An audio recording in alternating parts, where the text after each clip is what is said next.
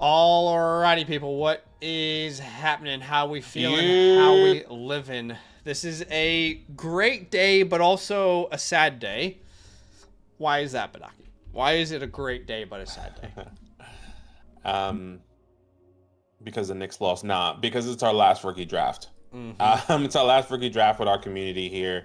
But that's okay because yes, as this may be the last rookie draft that we do have some real dynasty startups that are going to be starting That's next week.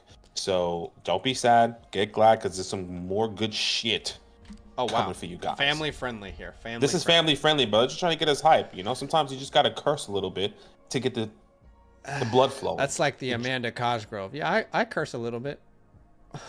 I actually don't curse at all. Fuck. I don't curse at all. I'm a man of God. Amen. Well, we appreciate y'all for being here with us. Apologies for the slight lateness. We were on a meeting with our beautiful partners, FastDraft, and let me just say, there should be some very exciting news in the next 2 weeks on multiple fronts, just from a contest perspective and what we're going to be offering over there, as well as who can play said contests. So all I'll say is that is why we were slightly behind. We appreciate you big time for being here with us and showing some love. Definitely excited to be here with you. And, we've got a great stream today. We are doing the last real rookie draft, and that is for the Lima League. All right, so shout out to the Lima League. Shout out to everybody here. Like Shout out to Nate you guys, and man. Billy and Reb and Whoa, it's Kev, Jenner, Killer K, Hollywood Flash, Dave, Bullrog. Shout out to all you guys for being here with us. We are very, very excited to be here with you. Now, we are going to use the land method. Okay, so keep that in mind. We are using the land method today, which is the live action negotiation draft. And if you're drafting with us, I'm specifically speaking to our Lima people. You need to know the land method. I'll put this link in the chat in case you need to reference it, okay?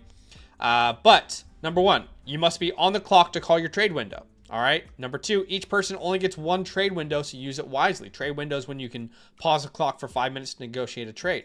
Number three, the time left on your pick when you call your trade window is the time that's going to be left for the new owner. So if you call, trade window at the 107 and then someone trades for it, but you only called the trade window with 10 seconds left, that's all that person will have when they trade for the pick. So make sure that your queues are set up and ready to go, because auto picks will not be undone unless, of course, the league decides to show you some sort of grace and mercy, which most of our leagues are ruthless. That's what the Lord really does. He shows you grace and mercy, I love kindness it. and peace, really. Amen. Love it, love it, love it. All right, guys, we appreciate you for being here with us. Do us a favor, hit that like button to show some love. Again, the last real rookie draft. Now, last thing is code cinnamon. All right, if you don't know, code cinnamon basically means if someone is not drafted yet, please don't talk about them. Simply put, because we're in a real draft with real people, real money on the line, all right? This is not a mock draft. This is not this would be fun if it was a real draft. It is a real draft, okay? So, no one likes that guy where it's like, oh, wow, I'm about to take Woody Marks, for example. And then you're in the chat saying, why is Woody Marks available? And then he goes right before your pick. No one likes that guy in real life or online, so just respect the code cinnamon. All right, appreciate y'all for being here with us. Let's go ahead and get this thing started here. And I just need to change the clock to 5-minute timer. All right, here we go. Sorry, guys, I'm just posting some stuff on socials. By the way, trying to get these socials up and running, TikTok, Instagram. So if you guys are out over there, make sure you go follow us. Drop a like over there. We're just trying to grow in every aspect of socials here with us. But we appreciate you guys. Huge love. Absolutely. And let's see. And now I can focus on. I've got some trade offers I'm just mulling over myself. So again, keep in mind, guys, on these type of streams, if we're not as active with you, it's just because we are probably looking at some trade offers that we have available to us. But one thing I definitely wanted to point out to all my Dynasty people is, if you want to be a part of an upcoming video, then I would really encourage you to go be a part of it. I'll paste the link there in the chat to my Twitter where you can reply I want to know who you think is the best stash in Dynasty football right now. Now, look, if you're just going to tell me one name, like, no disrespect to Eberhart here, but if you're going to... That's actually hilarious. He said Henry Ruggs. I actually don't know if that's real or not. That could be a real stash. But anyway, if you're going to give me just one name, I'm probably not going to use it. You got to give me some context. You see, a lot of people are giving me a lot of really good context, and that's great, and I can use that for content. But I can't just be like, all right, this person thinks Henry Ruggs. That's great. Let's move on. So again, I would love for you guys to be a part of that. That link is in the chat. But yeah. So, and we've got some team playbooks we'll do later on today as well. It's Kev is on the clock. He completely blew up his team today. This last couple months, and wants to go in a different direction here. Has the 101, the 105, the 106, the 111. Lots of early seconds there as well. But Aki, why don't you walk us through your team there at the 104? Yeah, I also blew up my team earlier in the season here. I have Lamar Jackson. Been trying to sell him. So if you want Lamar Jackson, hit me up.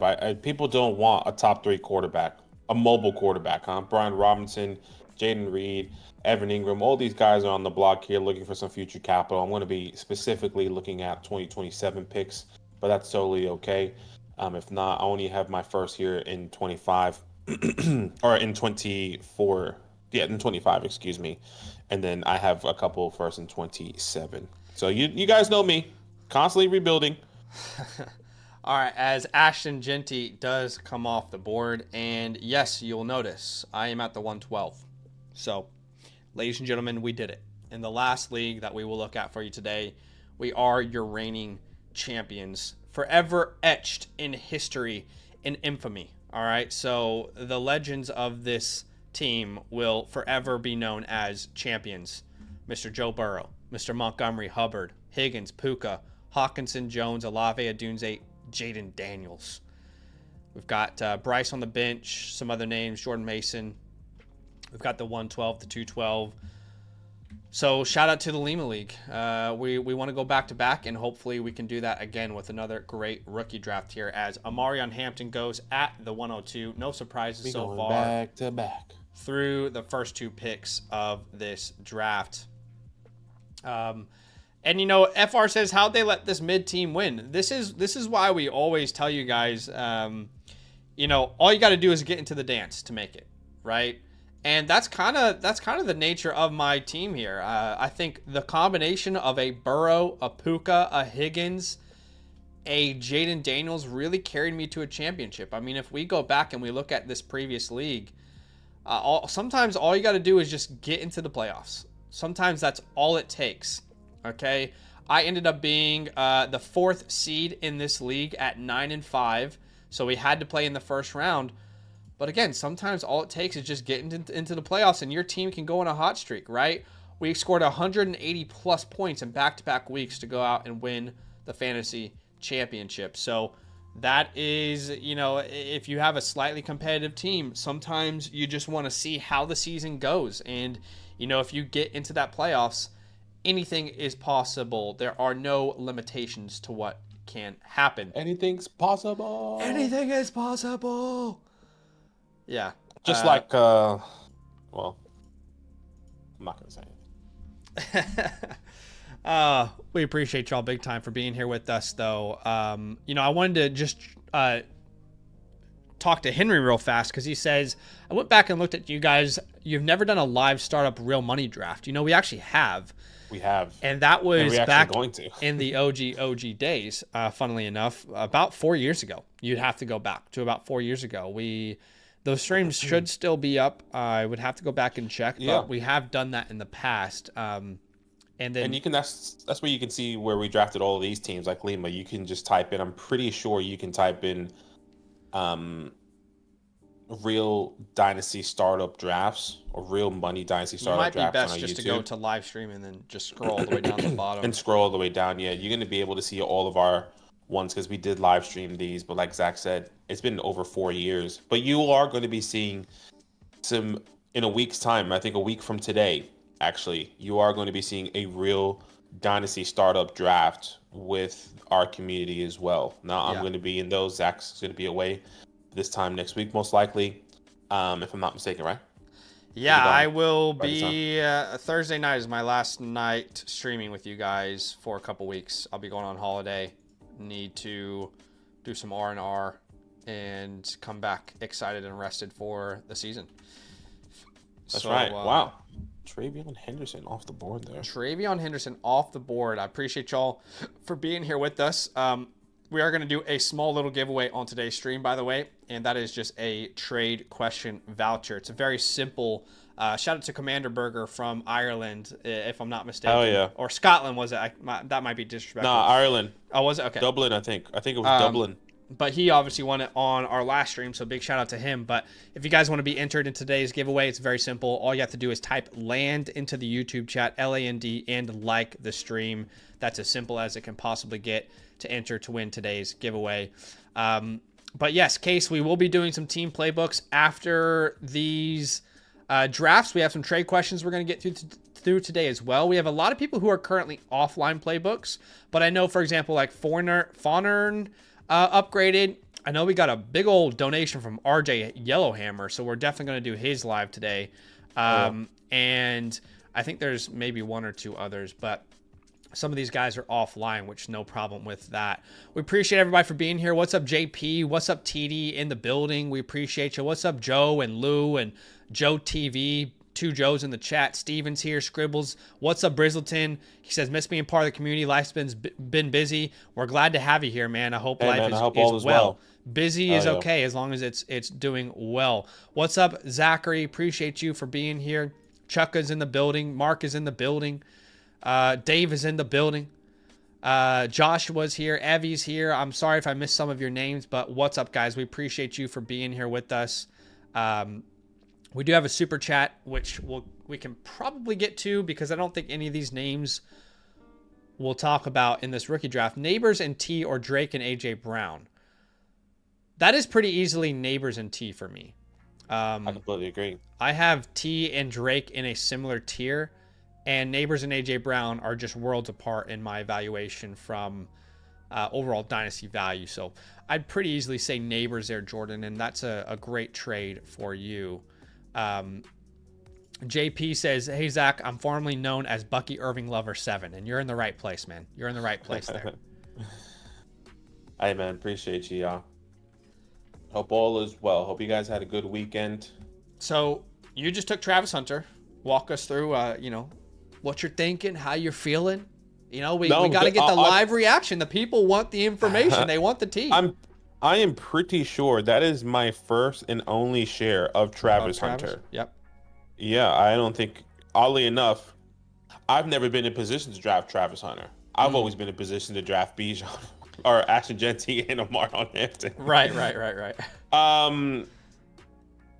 So yes, this is definitely one of my first shares of Travis Hunter, which is nice, building off a wide receiver here. Yeah. In Lima League.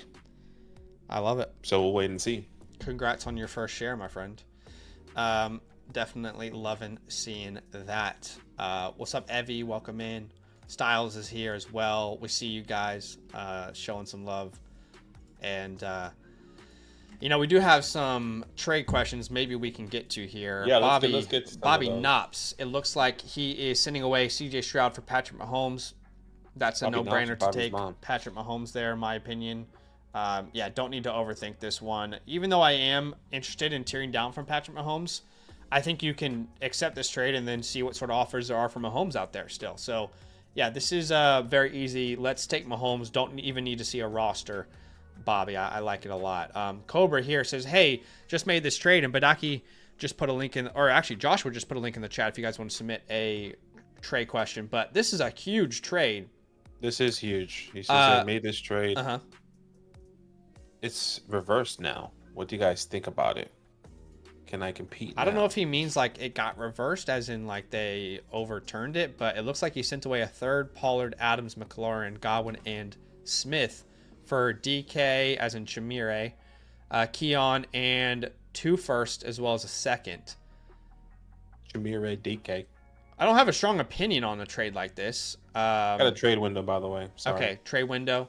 So trade window was just activated for Whoa, It's Kev. And I actually don't have a clock up yet. But what do you think about this trade? I don't really have a strong opinion. Someone is going all in, with getting some of these veterans that are maybe aging out a little bit with Tony, Adams, Terry, Godwin. You still get Devonta Smith. 2 firsts. I'll be honest, like the side that you received there, it sounds like what he's saying is that he's actually receiving the Adams side, the competitive side. But you only have to send 2 26 firsts and Keon. I mean, Devonta is worth at least one of those firsts. And then you can definitely rationalize like a combination of Godwin, Adams, Terry for another first. So I don't really mind this deal. I think it's, a decent deal to go out there and contend. I don't think either side really got screwed or, drastically won the trade either. But I think overall I'm pretty fine with it all the way around. I'd say it's pretty affordable to go out there and build more of a competitive roster. I agree. I'm okay with this trade as well. I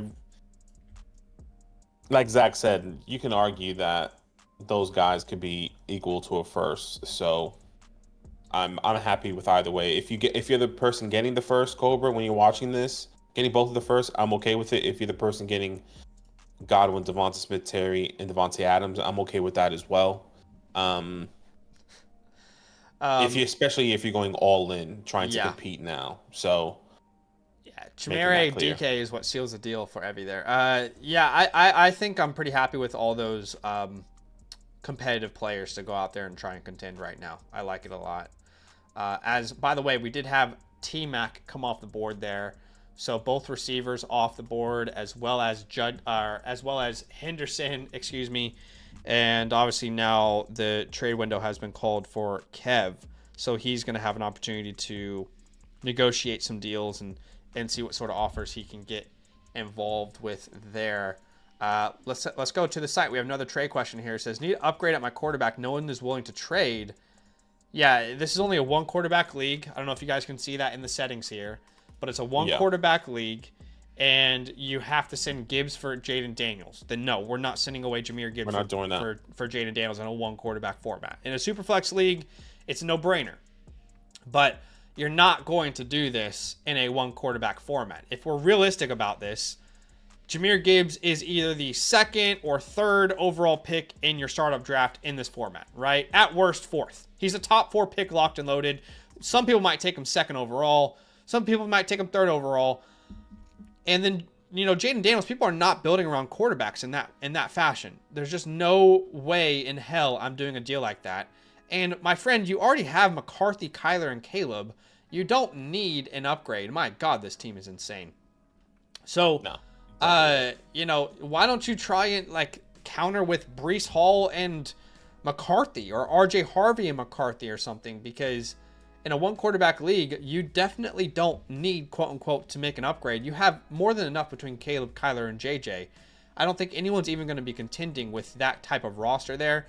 But no, there's no chance in hell you're getting Jaden Daniels for Jahmyr Gibbs. Give me Jahmyr Gibbs by a landslide in this 1 quarterback format. John here with a trade question. Jan, actually, you're right. Jan. He says, what do you think about this trade? Love from Swiss. Hey, huge love. Looks like you're sending away a 26 fourth, Addison, Jordan Mason, DK, and Jack Besh, and you're getting Gunnar Helms, George Pickens, and a 26th well, that third is there. Important to clarify, it's JK. JK, you're right. This is an interesting one. This is an interesting one. I mean, the real question is, do you want Jack Besh or George Pickens? At least from my perspective. The question for me is, do I want Jack Besh and Jordan Mason or George Pickens? That's where I stand currently, because I'm a big Jordan Mason guy. I know we don't necessarily agree on his value, but I have been a big Jordan Mason guy this offseason. The guys that don't make a difference in this trade, Dobbins, Gunnar Helm, the picks, they just don't make any impact in this trade whatsoever. So the question really is Jordan Mason and Jack Besh or George Pickens. It's about as close as it can get. If you have solid depth, I probably would lean Pickens in that offense. It looks like you desperately need wide receiver help on this team. And Jordan Mason is your RB4.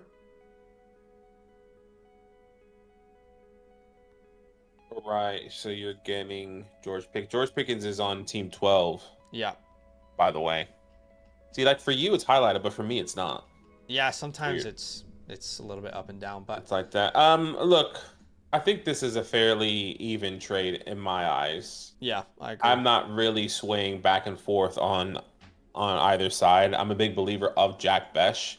If you want to reset the clock with the guy that they just drafted, you can do that with Jack Besh there and Geno Smith, or if you just want to try and compete and win now, I guess that's the kind of pathway and trajectory you can get with George Pickens. So Yeah. I just have this keep your poison concern there. that my love of Jack Besh might look, full transparency, I'm pretty high on Jack Besh. A lot of you guys know that. So it would really hurt to send two guys I've really loved this entire offseason, Besh and Mason, for a guy that I really like in George Pickens. I would not be surprised if Jack Besh is more valuable than Pickens next year. But I also wouldn't be surprised if George Pickens completely balls out in Dallas and gets a new contract. I got to put you back on the clock, Kev. So this is about as even as a deal as we've seen in a while, in my opinion. I really think you can go either way, but I can understand if you want the security of, Pickens in that offense, and you want to ride that train of the upside that he presents there. So, all right. So Fire Fist Pharaoh here. I've already answered this question in the back end. Actually, I said, can you clarify a couple things? Is this a super flex league, and does that mean the tight end gets 3 points per reception? Those were a couple things I need clarified, because he said he's in a startup draft, +2 tight end premium. Is McBride worth selecting at the 109? That question, the answer is going to change if it's super flex. The answer is going to change if it's one quarterback. The answer is going to change if it's a start 8 versus a start 10.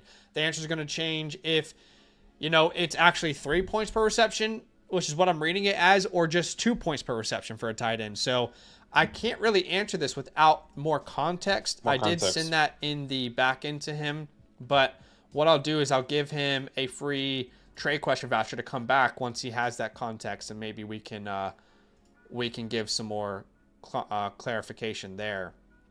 Unless this is Jay. Jay, you're not Fire Fist Pharaoh, are you? I can't remember. No, it is Jay. I'm pretty sure Jay is Fire Fist Pharaoh. He says Superflex League. It is me. It's 3 points per reception, me, and it's yeah. super. And it is a super flexible. Can you clarify what you're saying there? As we just saw Judkins come off the board at the 106. Yeah, try and clarify that a little bit more for me, because I don't know that I understand what you're saying there, and I want to make sure I might send you a give trade here, Flashy. A good answer. So Quinshon Judkins is off the board here at the 106. Yep. Four running backs in the top 6 picks, which is not unusual in our leagues. Now Flashy is on the clock here. Jay says it is a super flex league. I'm using talk to text, so it's messing. Okay. So it is super flex. Can you confirm that it is 3 points per reception for a tight end? Because if that is the format and it's 3 points per reception for a tight end, then no, I don't think it's too early to take McBride. I mean, Bowers might be the 101 in that format. That's insane. It is 3 points per reception for Titans, he says.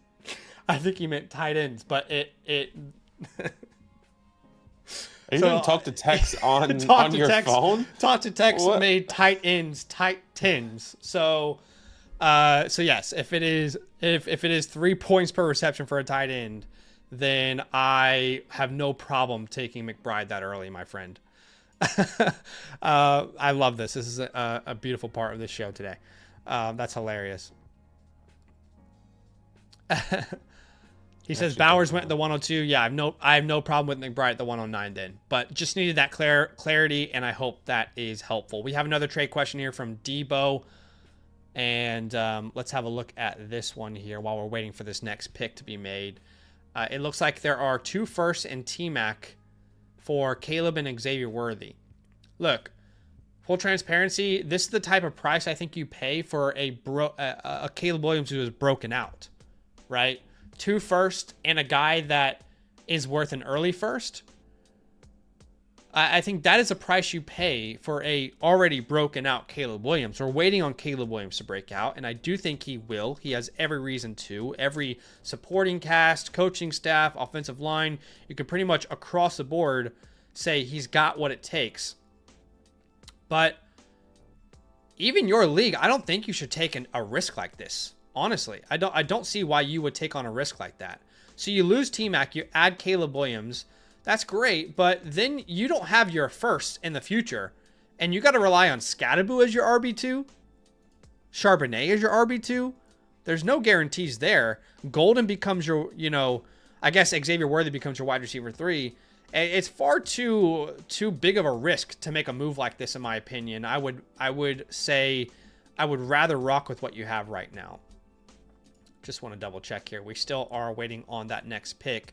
And then Fawnern has upgraded his playbook to a live, which we will do today. That's awesome. Yep. And then if you guys want to submit any questions, our Nightbot will give you a link there as well. We have Air 414, and they're also going to get a team playbook later on today, so we'll definitely do that for them. Motionless is also going to get a playbook today. They upgraded. And then Cobra has a trade question here. It looks like they would be sending away Justin Jefferson to get back Gibbs and T-Mac. I love Justin Jefferson, but I think him and Gibbs are only going to go about 1 or 2 picks apart in a startup anyway. If Jefferson is a 107 in a Superflex startup, Gibbs is the 110, the 111, the 112. So I kind of view this almost as a free T-Mac. I think it's a no-brainer to say yes to the Gibbs and T-Mac side myself. Even though it's hard to let go of Jefferson, I just can't think of a reason why you wouldn't take that deal. So, yeah. Yeah, I agree. There with you. 40 seconds left here for Flash at Flash might have a 107. Q here. I tagged him. Probably a Q is in place. He has 2 first rounds. So hopefully he's there with us. Anyways. Appreciate you guys. Going to get to some of these playbooks today, which is good. Let me refresh. I sent out some offline playbooks yesterday as well. Looks like Paul is drafting for Flash here, by the way. Paul says it won't let me send messages in the draft chat. And you know what? We need to remove this pick, and we need to honor a trade window. But I need to give him only like, when did he send the trade window? He sent it about a minute ago. So we're going to change it to a 2-minute clock just for that pick. But what we need to do is we need to honor his trade window. He called it and his messages were not being sent through. So we are going to honor a trade window here for Paul. Okay. So why am I not seeing this? So he's currently helping out for Flash in this draft. Okay, so no, yeah, I know. I was trying to see where he sent those messages because I didn't see any. I'm seeing it here, and I'm seeing he sent it in the regular chat. Let me see. He says looking to trade back from the 107 or for future firsts. So we gotta honor that for him.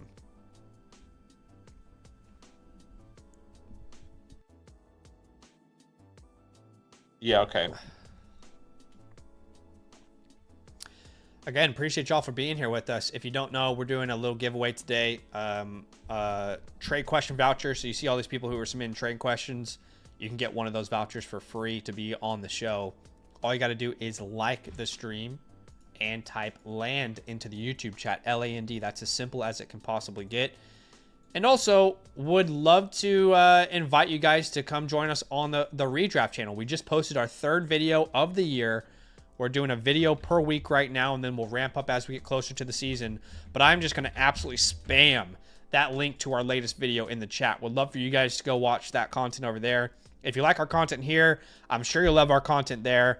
So, go subscribe over to the Fantasy Man Football content, show some love, and watch some great content.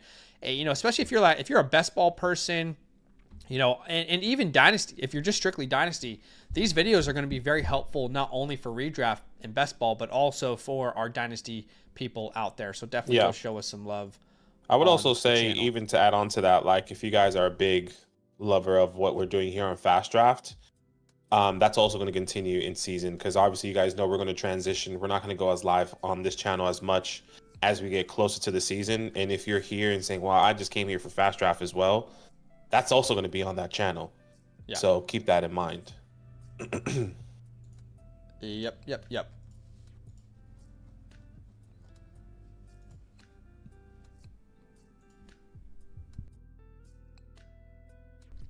Matthew says, have you ever vetoed a trade?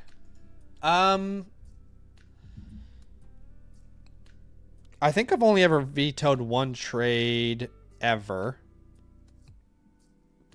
And I think I did it because the guy who made the trade was not committed to the league. And he sent me a message afterwards and said, you know, I don't really want to be a part of it much longer. I just did that trade to help the other guy out. I think that was the one time that I've ever vetoed a trade. And the reason behind it, it just felt like a clear indication of whether the guy realized it or not, collusion. So outside of that, no. I agree.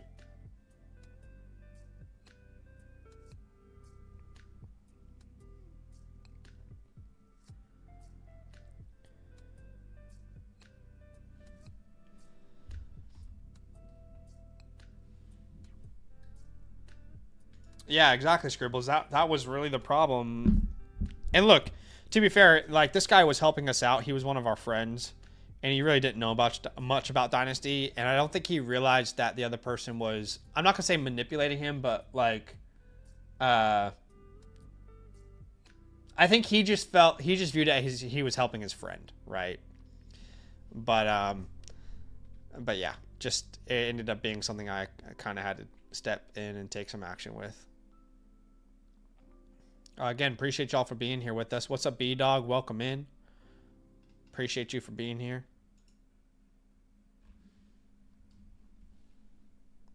So he wants to send I want to send him a trade, but he can't really see anything. So how am I supposed to talk to him? So weird. Yeah. I don't know. Does anybody know how that works with co-commissioners? How is he supposed to help if he can't message anyone? The way I saw it was that if you're a co-commish, if you send it to Flash, it should send to him, but yeah, you're saying that's thinking. Not the case. Hold on a second. Flash. I just realized that Woet's Kev has 4 players before this draft. Yeah, I know. But he has a lot of picks. So Woet's Kev, this is not a glitch. He has 4 total rostered players. What in the world? When did that happen? I know he broke down his team, but I didn't know it was that drastic. He has Mitchell, Whittington, Brooks, and Hopkins. That's it. Wow, I did not realize that. He has 4 firsts and 26? Whoa, I did not realize that. Does that mean that you're open to trading Astringenti, Wotes, Kev?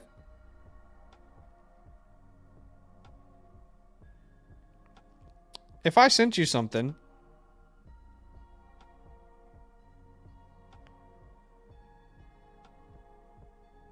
Yeah, this is interesting. I feel like this guy is a massive disadvantage because we can't message him, but he wants to trade, but he's there. Like, how am I supposed to do this?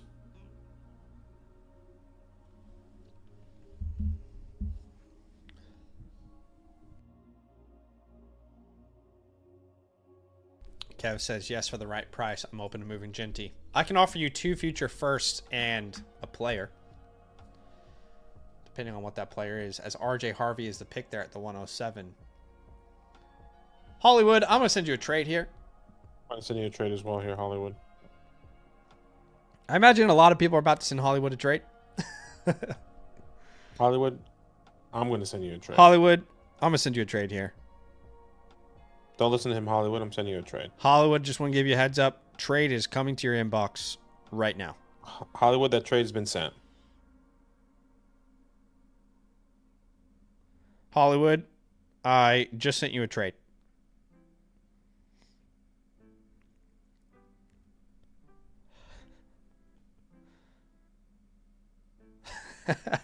Kev says, hey, Hollywood, trade incoming.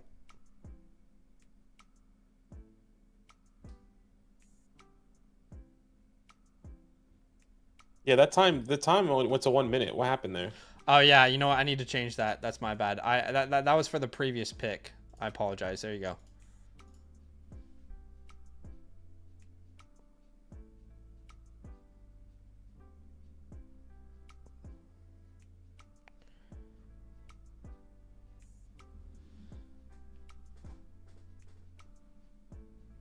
Joshua says, I'm going to send Hollywood a trade. Henry says, I'm not even in this league, and I just sent Hollywood a trade.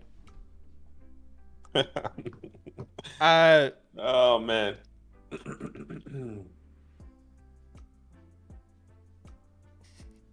It's too funny. All right. Let's see. Let me see. I'll let you know if Hollywood looked at my message or my trade. I can confirm he has not looked at it. I can confirm. I can confirm he's looked at mine. I don't believe it. I can't confirm he's replying. Oh. See you next year, huh? New York Knickerbockers. He hasn't. I just sent him a message saying, please reply. No reply yet.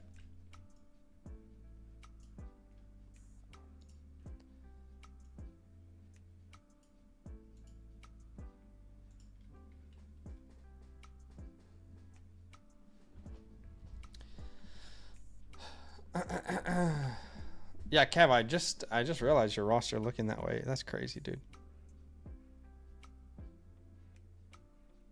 Yeah, well, Kev is a competitor. Well, he has Ashton Genty, Quinshon Judkins there with Tet. What do you mean by competitor? He's going to be competing. I have his first in 27. I'm joking.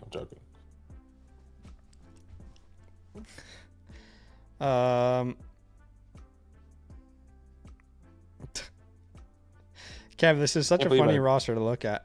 Can't believe I drafted Kyle Pitts in this shit ass league. I was pressured to draft Kyle Pitts, guys. Pressured. You need to take some responsibility.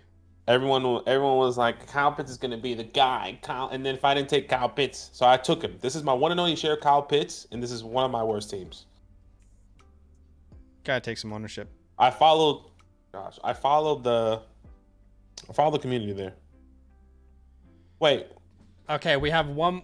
There's one person drafting for Hollywood, so we gotta call their trade window. Okay, hold on. Is he seeing these messages? Are you seeing our messages?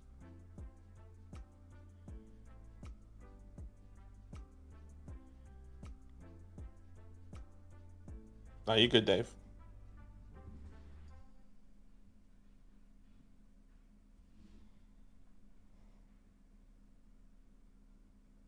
Hi, I'm actually pumped for these Dynasty startup with the Burrows leagues, which I'm pretty pumped for. Once again, guys, those live Dynasty startup leagues are in a week from today, and that's going to be going. So how are we supposed to message? Also see trades. So I see league chats, but no DMs to Hollywood. Also see trade offers. So he can see the trade offers. He can't see the trade offers. This is confusing. I don't know enough about commissioners. We don't have co-commissioners in our leagues. I can see trade offers. Okay. Okay, he can see trade offers. So can you? But you can't reply to them. So you can only see them, but not actually have a conversation back and forth. That's frustrating. Well, what if we all have like a pending message from him and none of us know it? I can confirm we don't. Yeah, I don't have any messages from him. That's why I wanted to like...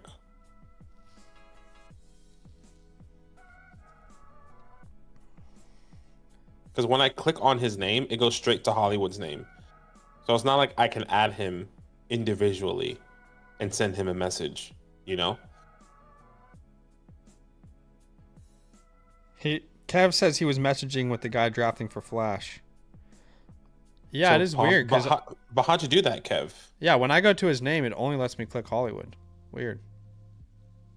Send me the DM request. Yeah, though. I think they just need to send us a DM request if they want to chat with us.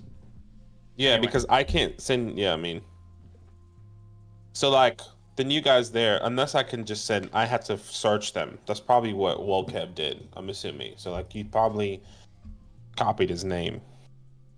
That's how I'm reading that or understanding.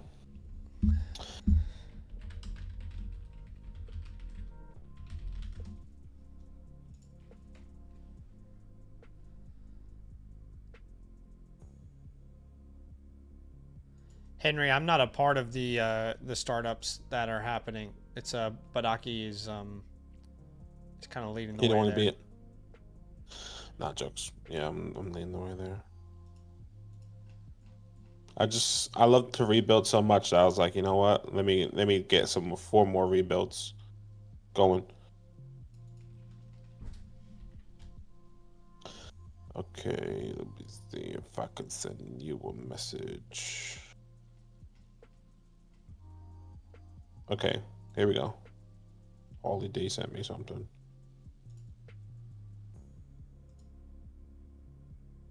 Yes, I can see that. Awesome.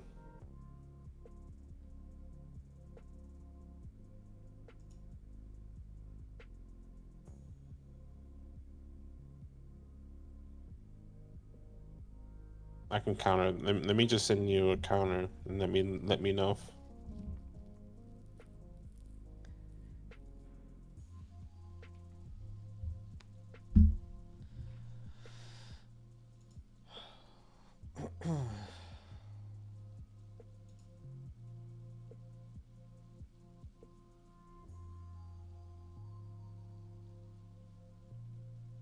Oh, that's the 20th of June.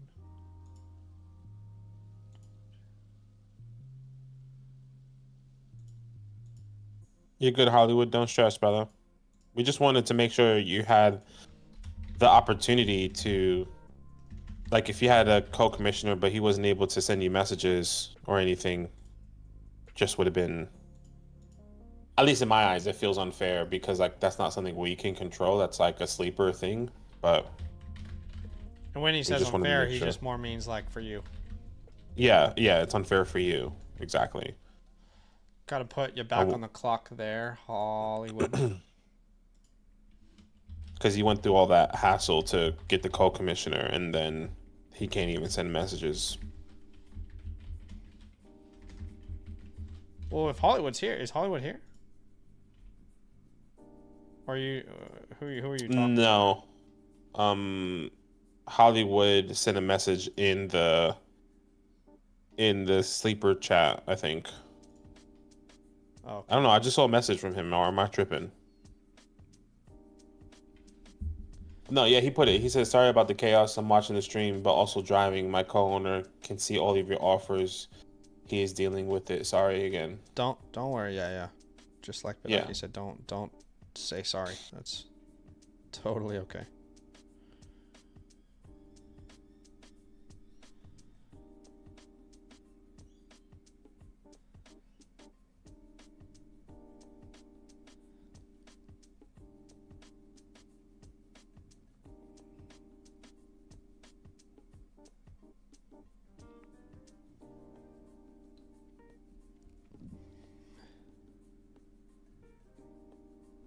Anyway, what's up, Maddie? Welcome in. We appreciate y'all for being here with us. Not every league, Henry, but a lot of them. Not every league.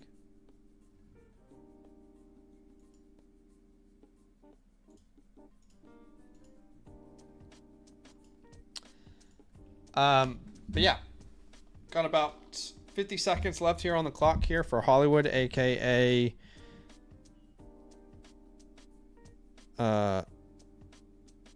Astes. I know that's probably not how you say your name, but That's the way I read it. Asties. I'm just going to assume that my trade wasn't good enough.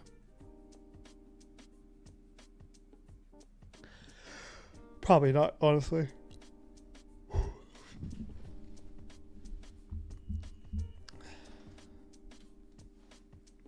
Raw says, if I wanted to draft 10 quarterbacks in a startup draft and trade them, would that be frowned upon? As this pick is about to be made here. Would it be frowned upon? My first question is, does it matter if it's frowned upon? I think if people are frowning upon it, then they are, quite frankly, babies, because they could have drafted quarterbacks just like you. I hate leagues where there's like a positional limitation.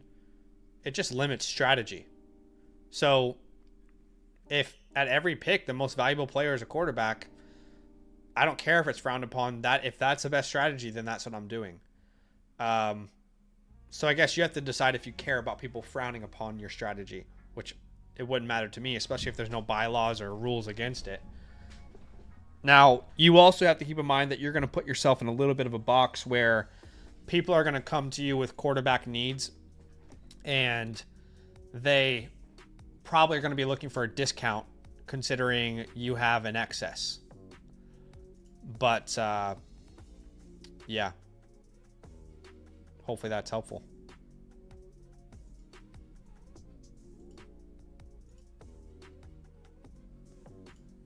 Sorry, I'm just trying to figure this out. That's all right. As Cam Ward was selected there, so officially Ward is off the board.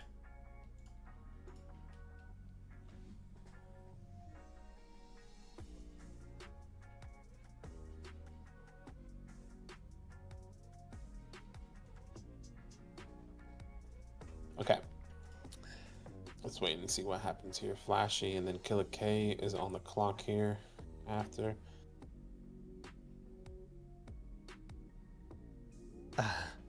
Kevin, I'm just shocked. I hadn't actually taken a second and look at your team yet. That's why I was surprised when I saw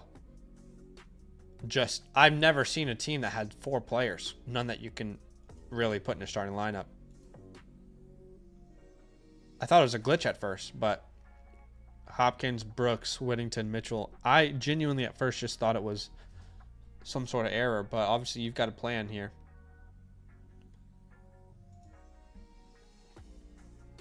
I imagine you're going to be open to a lot of tier backs, trade backs in this league. I could be wrong, but that would give me the indication that you're probably open to it, or maybe you want to cash in some of these picks and tier up. I don't know.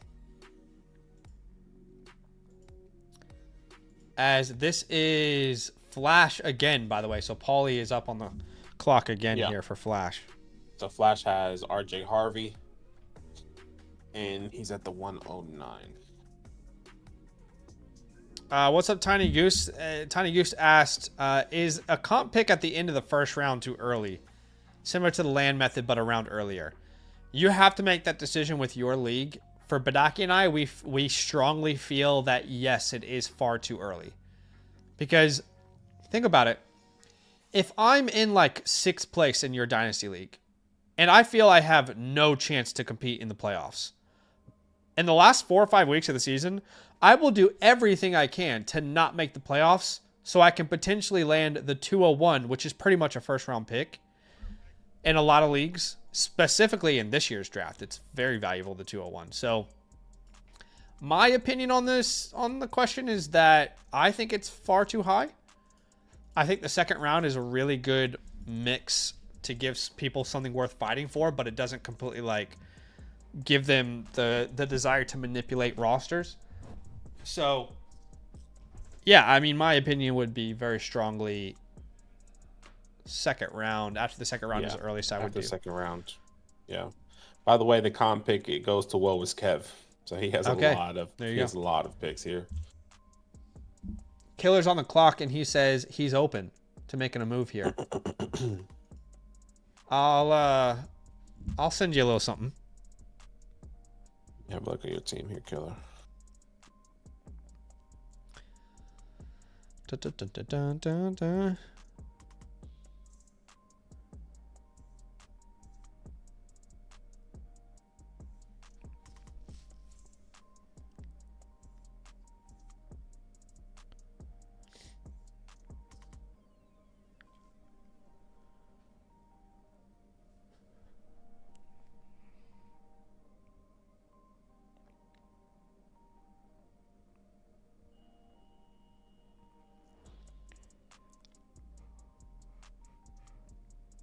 Yeah, no.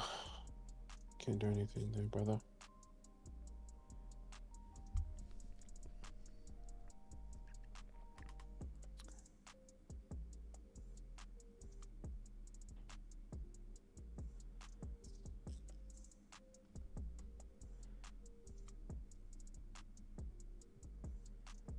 Anyways, let's see how this goes here. I think I might be out of this. 204 is available.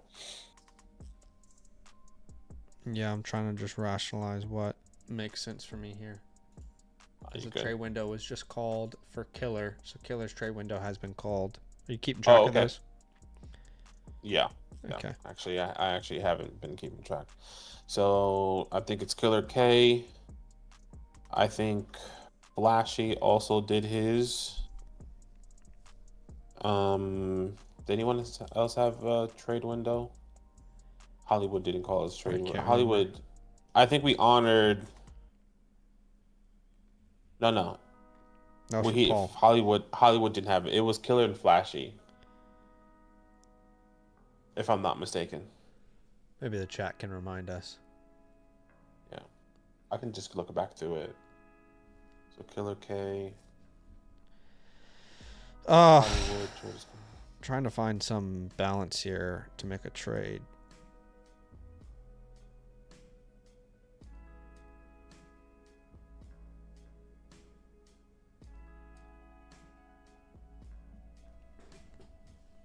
Appreciate you, Dave.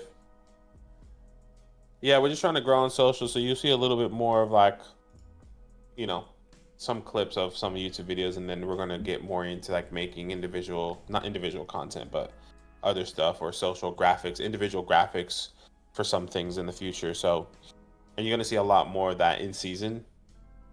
Once again, just trying to grow our socials a little bit more to get a lot of those.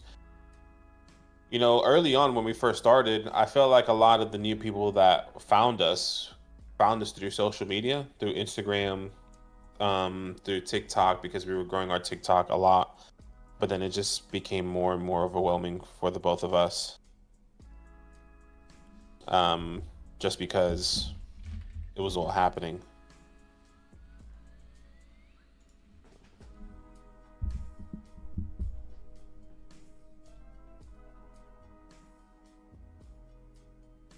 Yeah, how did most of you? That's a good question to put in the chat. How did you guys find us? I imagine YouTube for most of them. Yeah, I know some people found us on YouTube. There were some people that found us on social, but like if it's just been through YouTube, or maybe you guys watched somebody else and then clicked on us, or maybe you guys used to watch Flock or the FSC boys or some of the other boys.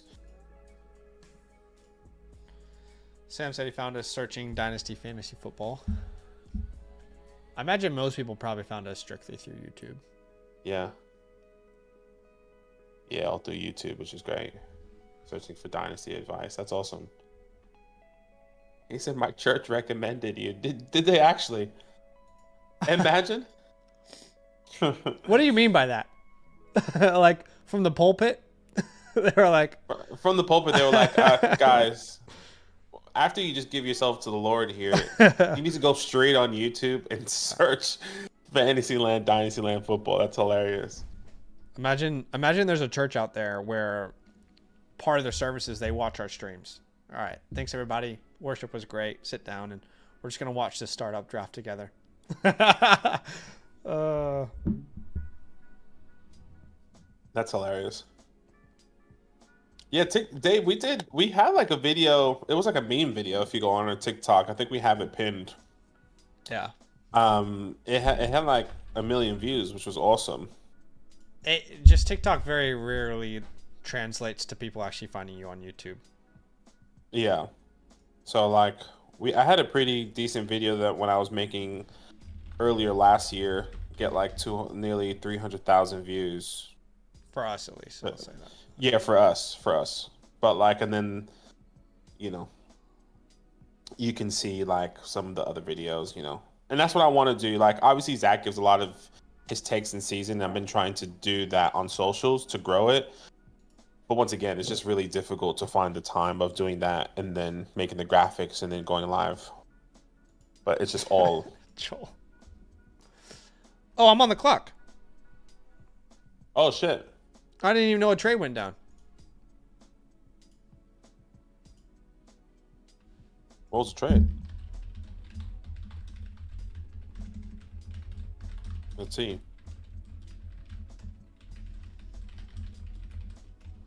I'm going to listen to offers. This will be my only pick in this draft. But I am still just going to listen to offers. And, the trade was very simple. It's another one of these leagues where I feel like I have enough assets to just go get a guy I really want. So it was just a third and second round pick swap, basically, to move up to the 110 from the 112. So about as simple as it can possibly get. And I know who I'm going to take here, but I just want to, leave my DMs open. I'm going to take a Buka. So if that doesn't, if that's something you want, then you're going to have to pay me for it. But I got my first share of Buka on our last stream. I want more. Not satisfied with one.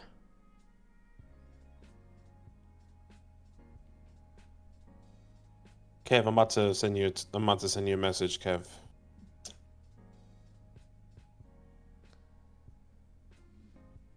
Appreciate that, Scribbles. You guys are funny. Definitely appreciate y'all for being here with us. Brandon says, found y'all at 1K on YouTube. Yeah.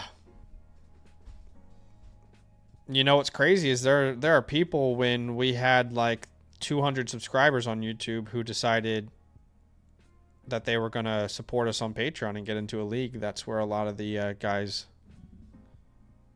got into the leagues originally. Pretty cool. Pretty cool to think about.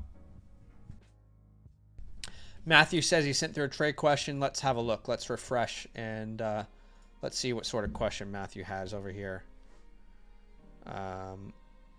Let's see. Matthew with a trade question here. He says, thoughts trying to do comp. I'm going to go ahead and take a book. I don't have any offers here, so that's going to be potentially my only pick unless an offer comes in. But Matthew says trying to compete maybe. Says build and gain picks. Are you trying to compete, or maybe you're saying the opposite? You're trying to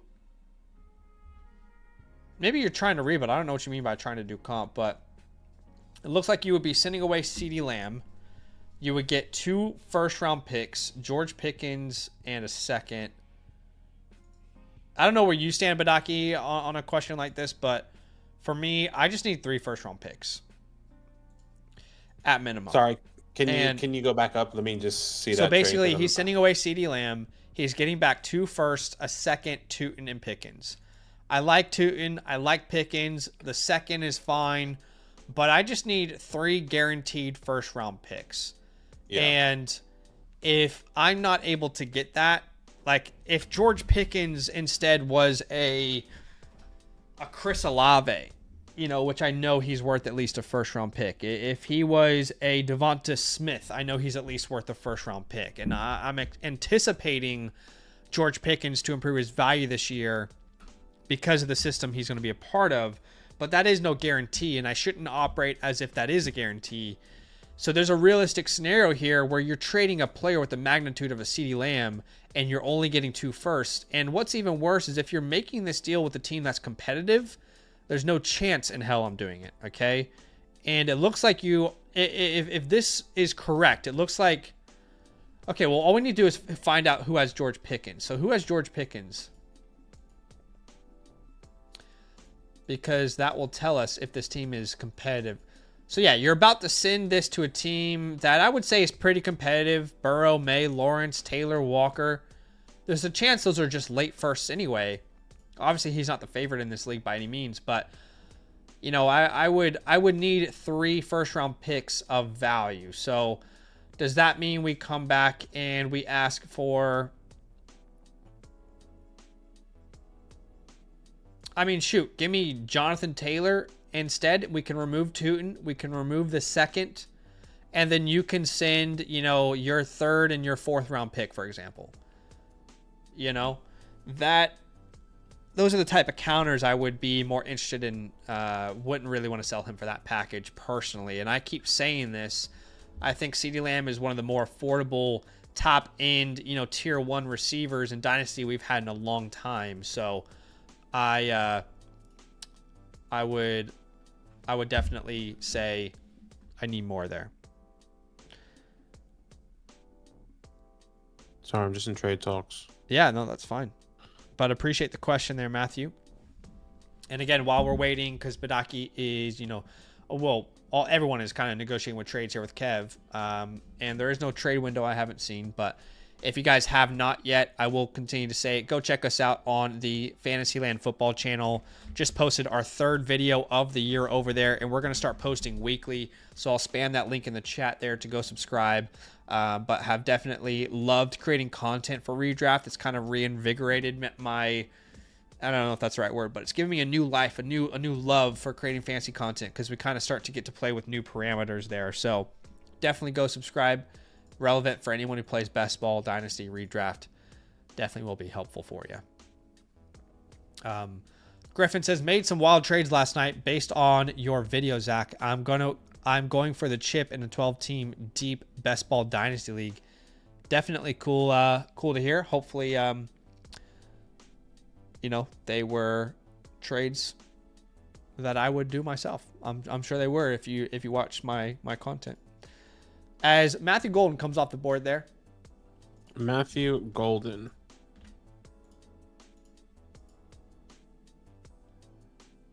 And I'll be right back. You're going to have to entertain people for a sec.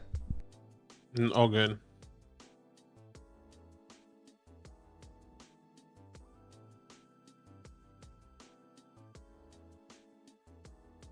Oh, we need a kickback.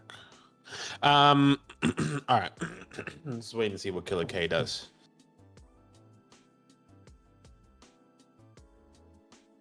No worries, guys. No worries. So, yes, I am in talks with somebody. Obviously, I am trying to rebuild here. Trying to get somebody or move up potentially. So let's wait and see if I get some responses. And I see some of your guys' messages here. Look at Bean in the background there. Little sausage dog. I hope so, Scribble. It was disappointing. It was disappointing. I think I said that to you guys, or maybe I said it to Zach off stream, and I was like, I get winning game 5 and dominating, but like, I just didn't want to be dominating in game 6, which just kind of felt like they took over in the second half there, but that's okay. I hope so. I really don't know what they're going to end up doing or what they should do. So once again, I'm not a big in-season basketball fan. I'm more playoffs. So if the Knicks make it to the playoffs, it's great. I watch the playoffs though, whether they make it or not. So I'm just yeah. I have watched every Thunder game since 20. Yeah. I can't remember. But the thing is, like, people keep saying Giannis, but like, what are we giving up for Giannis? And like, is it? Well, you guys are going to run into a bigger issue. Nobody's going to want to buy Cat's contract. So Cat is going to make north of 60 million, if I'm not mistaken, here soon. And no disrespect to Cat, he's a good player, but defensively he's a liability. I don't see any team wanting to take that on. You know? As Luther Burden comes off the board there. Love it. This is getting spicy here. This is getting spicy. All right, well, let's talk. Or Kevin. By the way, Joel says, I will say the Dynasty content focused on stashes was a huge reason I found this channel. Well, that's great because I am in the middle of creating content around Dynasty stashes. I'll put my tweet there in the chat if you guys want to be a part of an upcoming video. I'm going to be, this Thursday will be my last stream with you guys, and I'm going to go on a quick little holiday. But I would love for you guys to be a part of some of the videos that are going to come out while I'm on a holiday. So that's your chance to do so.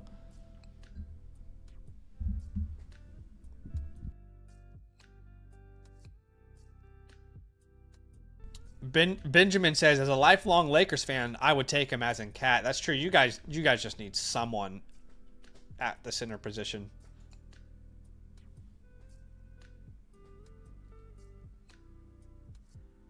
I mean, yeah, look, once again, I don't really know too much when it comes down to stuff like that. But I think as a fan that just watches, that yeah, Cat is good. He is a massive liability when it comes down to defense, like Zach said.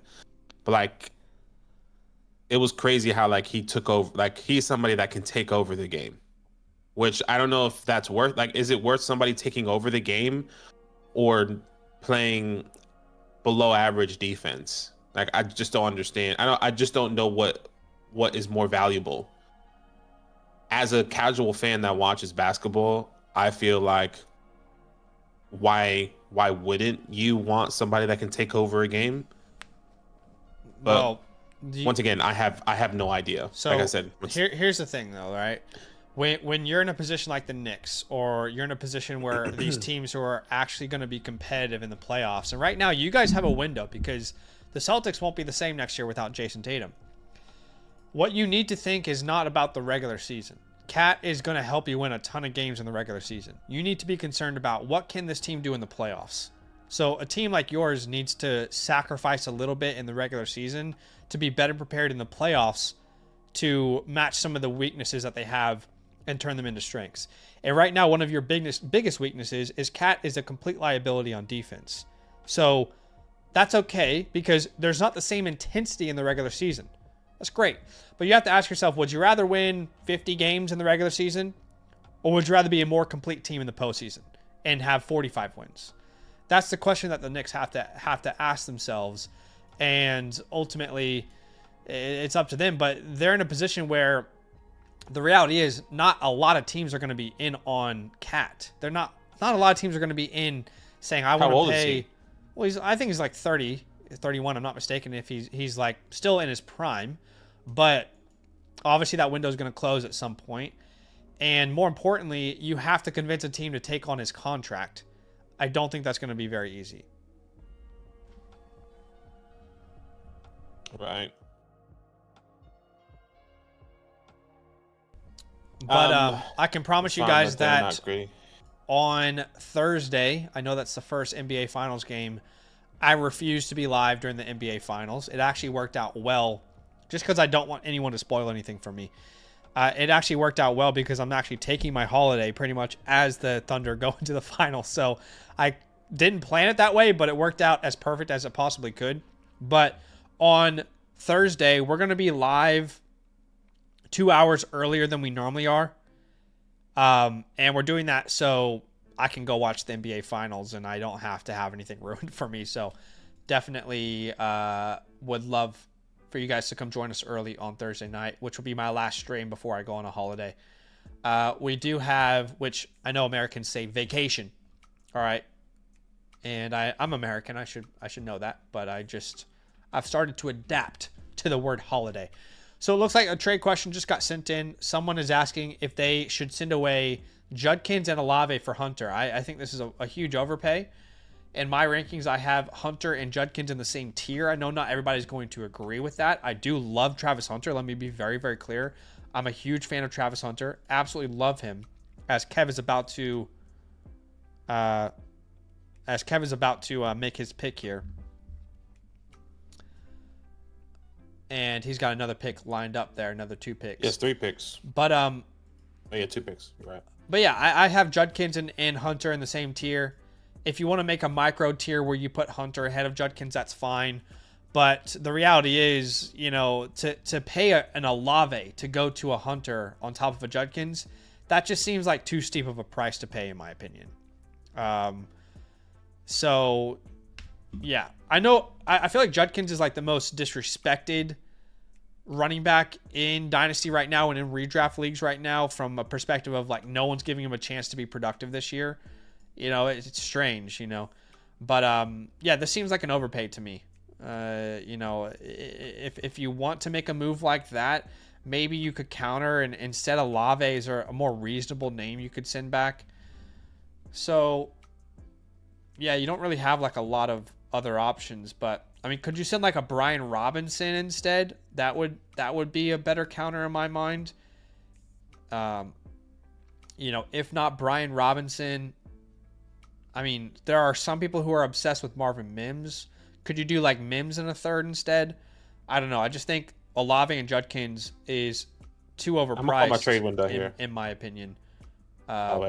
Okay, so trade window has been called for Badaki, so you can start to send him offers there.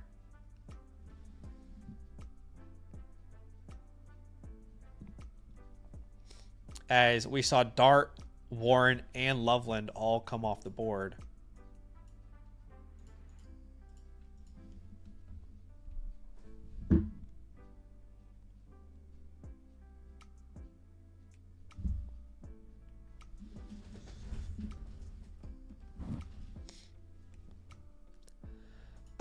You guys are funny. Chad says, quick question, guys. I'm about to subscribe to Flock and can only use one code. I'm stuck between you and another channel. And then he says, why should I put y'all? Look, this is an interesting question, right? Because we work with great people on the Flock site, and we're not really ever interested in taking money out of someone's pocket. So ultimately, if you want to subscribe to us, it's because you want to support us and you believe in what we're doing and you want to support the channel. You want to keep the lights on. And of course, like I can tell you all the things you'll get with your membership, right?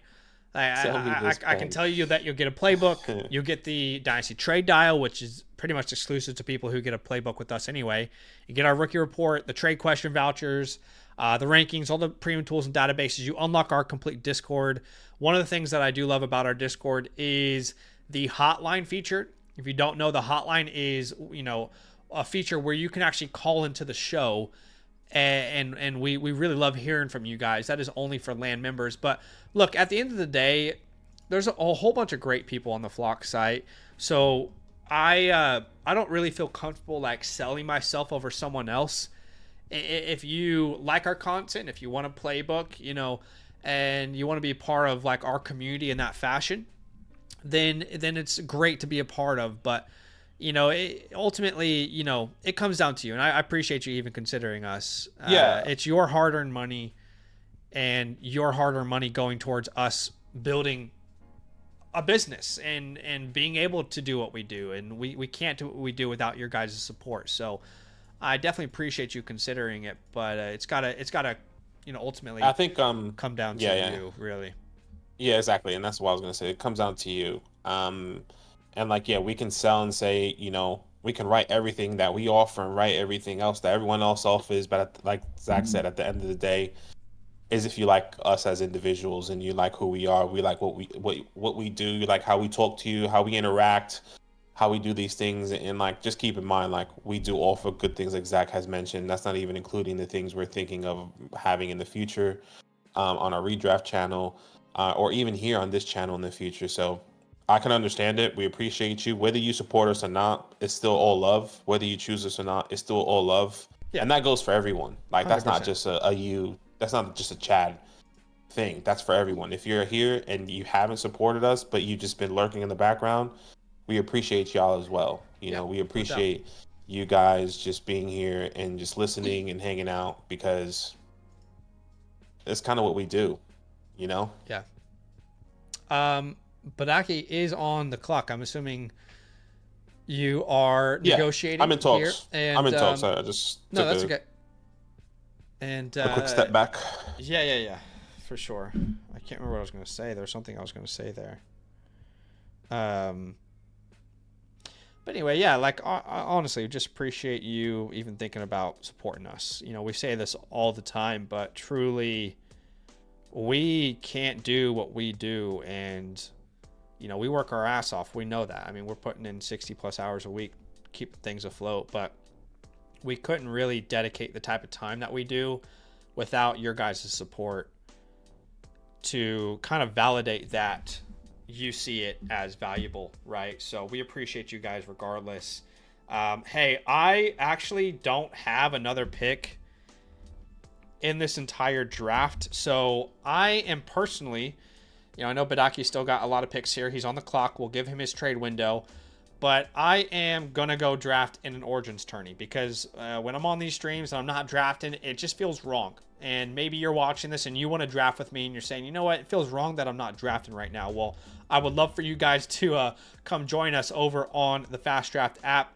I am in an Origins tourney. It's a rookie-only best ball style format. If you've never played in FastDraft before, you can download the app, use a promo code LAND. We will match your deposit up to $50. That is 10 free Origin tourneys on us.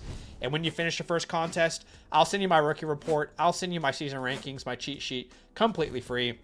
And then, of course, if you're a member on the Flock site with the promo code LAND, I will also send you a free trade question voucher as a thank you as well. But these tournaments are awesome because you see really exactly where people align with players in year one. Because in the Origins tourney, it's very simple. You draft 6 players, right? The top 4 get entered into your lineup every week. It's only rookies and it's only the 2025 season. So you're seeing exactly what people think about these players for the first season. Now, I definitely have Judkins ranked higher than Caleb, but I have so much stock of Judkins already. I kind of wanted to build a little bit more of a unique roster here if I can. So that's why I went that direction. But you can see, you know, things like RJ Harvey going at the 107. That's not a surprise in these Origin tourneys. I mean, we've seen him go as high as like the 103, the 104. It's really not a shocker just because people are so high on him in year one. As I'm going to go Caleb and Trey Harris and, try and build a little bit of a unique roster. But obviously the third round reversal is very beneficial if you're at the back end of the draft and you don't land one of those top names. But it's always interesting to see their ADP because it really shows you, the confidence people have in these players in year one. And let's be honest, year one for a rookie definitely impacts their value. No matter how much people want to talk about how they're going to be patient and, we'll be patient on Jackson Dart. We'll be patient on, Jackson Smith-Njigba, Roma Dunze. Ultimately, people, you have to recognize that year one does impact dynasty value. So it's cool to be in these sort of drafts where you can kind of see exactly how that value is determined. But again, appreciate y'all for being here with us and showing some love. I will go ahead and pin that link in the chat in case you guys want to join me on the FastDraft app. I'll be doing a couple drafts here on today's stream. And in fact, I'm about to be up with my next pick. So Badaki still has quite a little bit of time here. So I'm going to make this pick. We'll look at that trade in 1 second. I definitely have a particular name I want to fault me. Oh no, I think TG is going to take him here. Yeah, that sucks. That's okay. I don't think I've had a lineup right yet with those 3 names. So let's see how that goes. Okay, so Badaki did officially make a trade, and it looks like you sent away the 2-0. Well, you got the 201 and a second. Yeah, and the second, I sent away Jerry Jeudy in the third. Jerry Jeudy, the third, and the 204. Yeah. So I wanted to get Dart, obviously in rebuilding. I believe in Dart and what's going to happen there. And just need a quarterback here. And if it doesn't work out, I still have 3 firsts in 2027.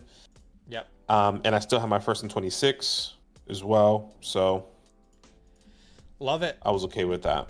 Now we have a big run here. Higgins, Harris, Jack Besh. Yeah, that's who I wanted to fall to me in this FastDraft tourney, honestly. I was really hoping he could have been my third round pick there, but still happy with what I've done so far. No. And Chad, I see you. I see you here. It says really appreciate the honesty. Didn't mean to word that question like that. I don't think, and it wasn't like a. No, we We didn't take understand where it you're any coming certain from. way. We understand why people ask that question. But yeah, because I think a lot of people have that question. A lot of people tend to then compare what they offer. But I think at the end of the day, yeah, you want to weigh the pros and cons of what people offer, but at the same time, um, Cam Scatterboo, sorry, what people offer, but at the same time, if you like them as people, because I think that's what Yeah. a lot of people don't understand when you're supporting somebody is like you don't want to buy a product, like you never buy a product that you don't love what they're doing or building in the background or like who they support or like Obviously, you want them whatever. to offer a good product, which I feel like we do.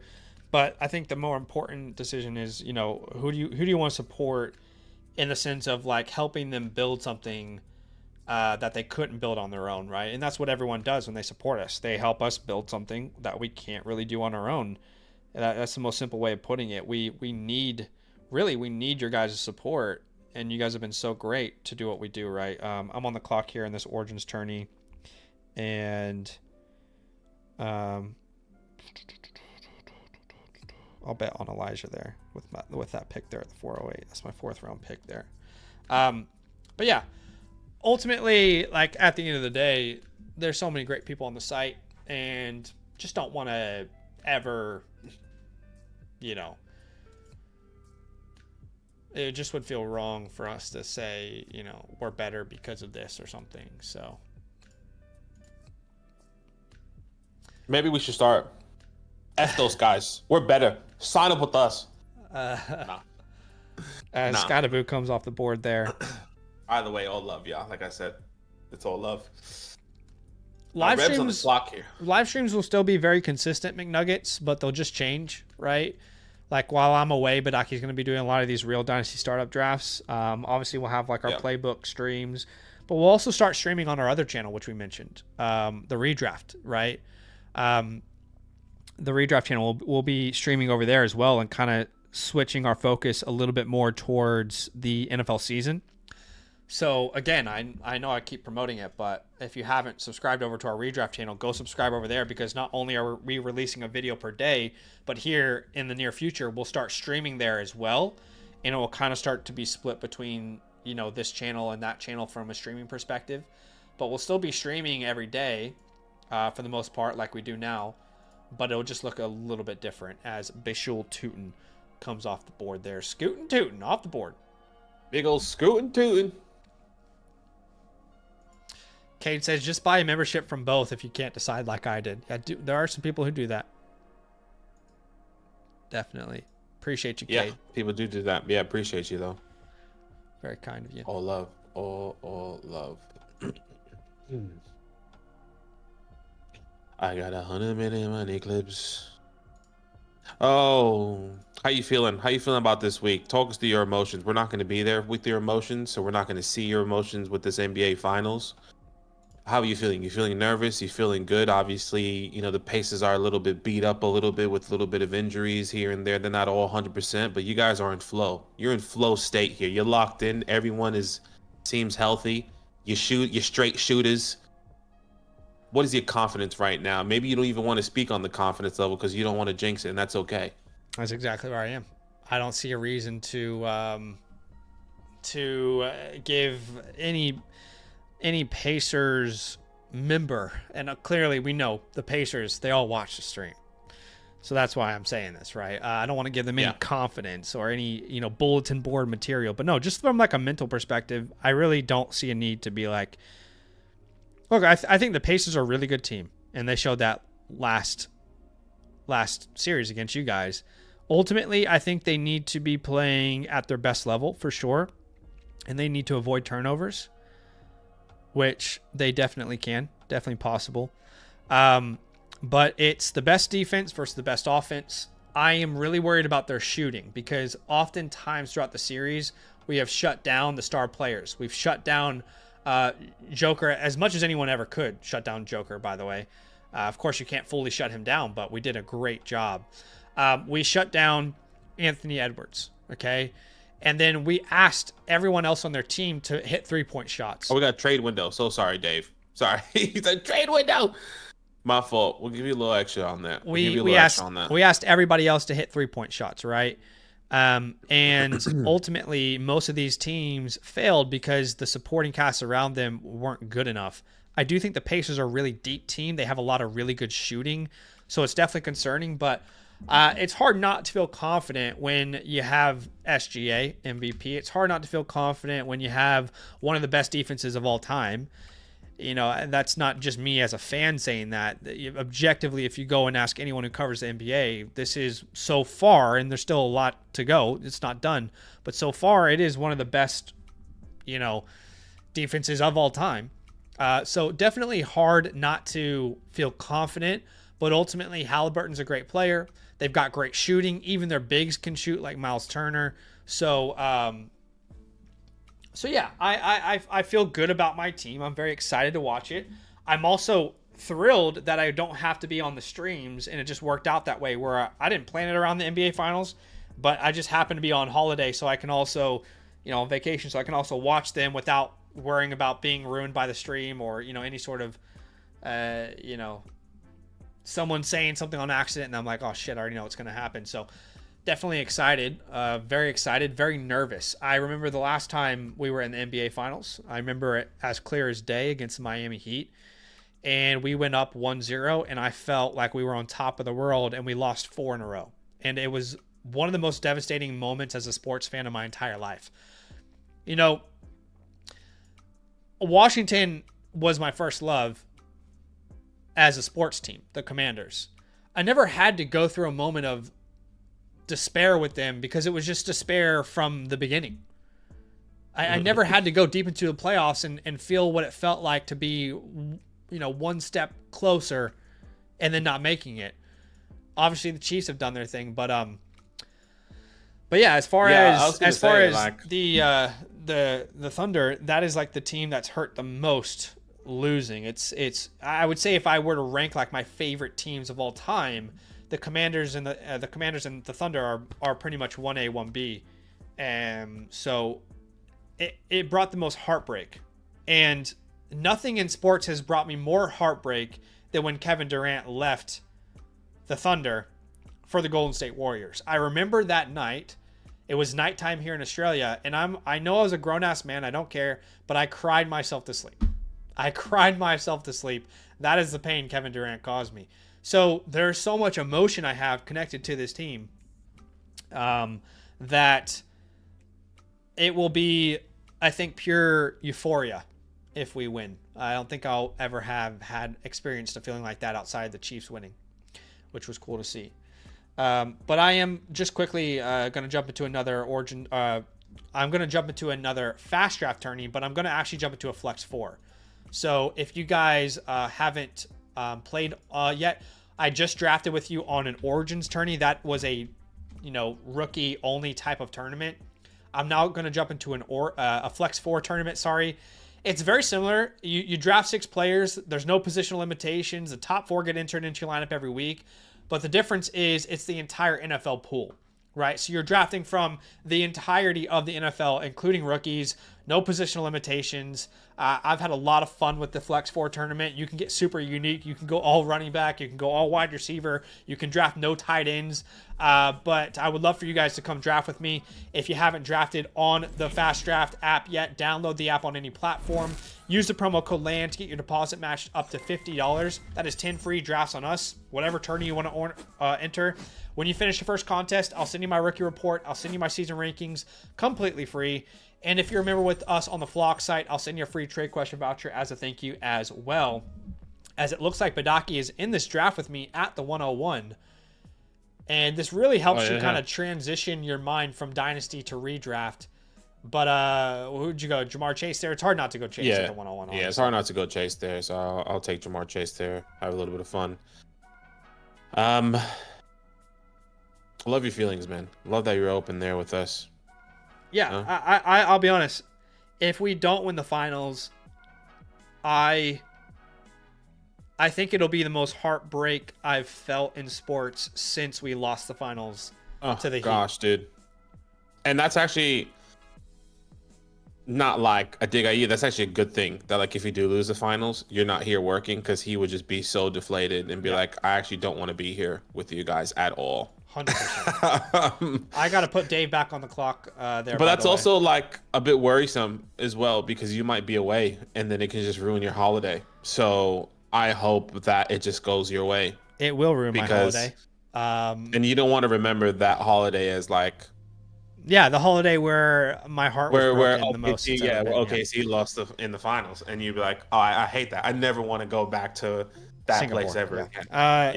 I'm going to draft Bijan Robinson there with my first pick at the 105. I really love drafting him in drafts this year, but you can see kind of how these drafts are going to go this year. You know, a heavy dose of Chase, Saquon, then some sort of combination of like Jefferson, Neighbors, Bijan, Gibbs, CD.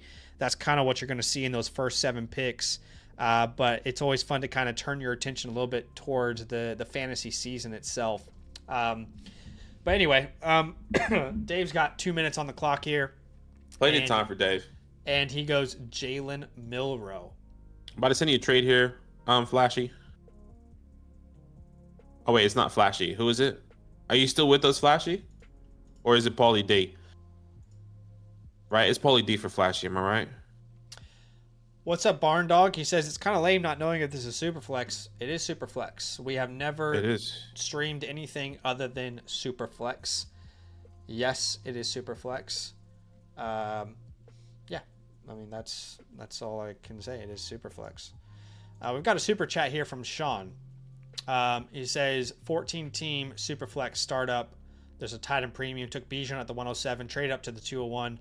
Do I take Mahomes, Puka, Amon-Ra, or Brian Thomas Jr.? Caleb, May, or Nix should be available at the 208. I would wait on Caleb, May, or Nix at the 208, and then I would probably select either Brian or Puka. Those are both great options.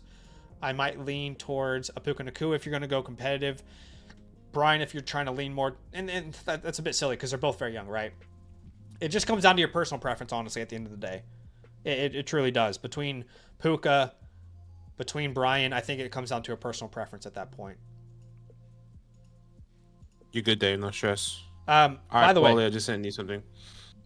Yeah, just want to give you guys a little update here on the Flex 4 tourney that we're in.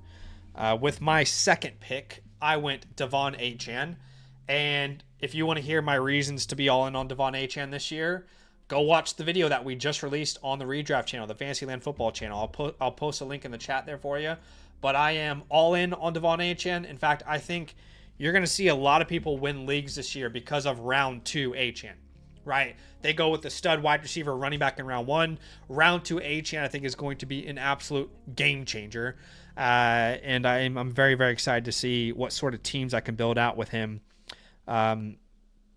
this season. As your second pick was Drake London. So you started London and Chase. Yes, I did.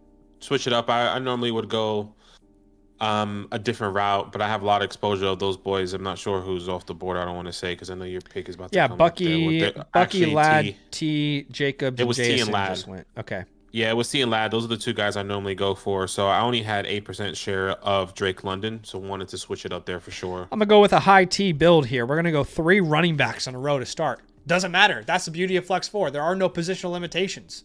You can draft all running backs, all tight ends if you wanted, all wide receivers. You can get as unique as you possibly would want to. But here, Flash is on the board at the 210. And it was Jalen Milroe who was the pick there at the 209. Of course, Sean. Glad we could be helpful. All right, I'm going to pick these two guys. I'm going to do Garrett Wilson and Devontae Adams. Ex-teammates here. Let's go wide receiver strong. Yeah, I like that. When I started drafting in this Flex 4 tournament, I could get Devontae Adams pretty consistently in the 6th round. Now that seems impossible. I'll get a little unique here. I'll go a little T-Mac there in the 4th round. That seems quite early. I'll recognize that, but I want to build some unique rosters there. Still 1 minute left for Flash here at the 210. I know he's got someone drafting for him.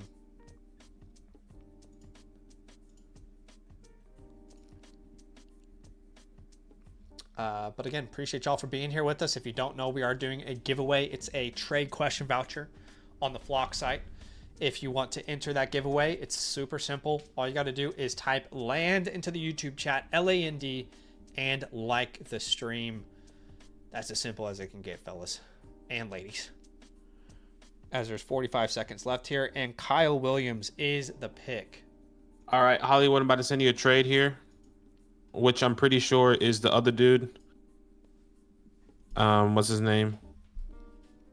Estes.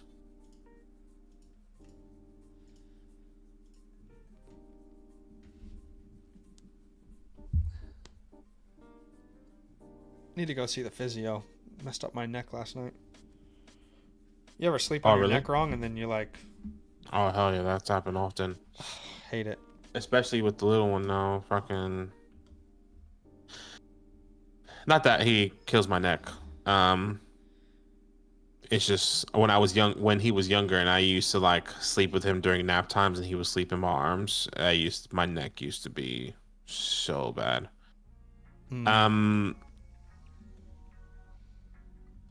I just sent you something there, Hollywood or Estes. I think that's how you say your name.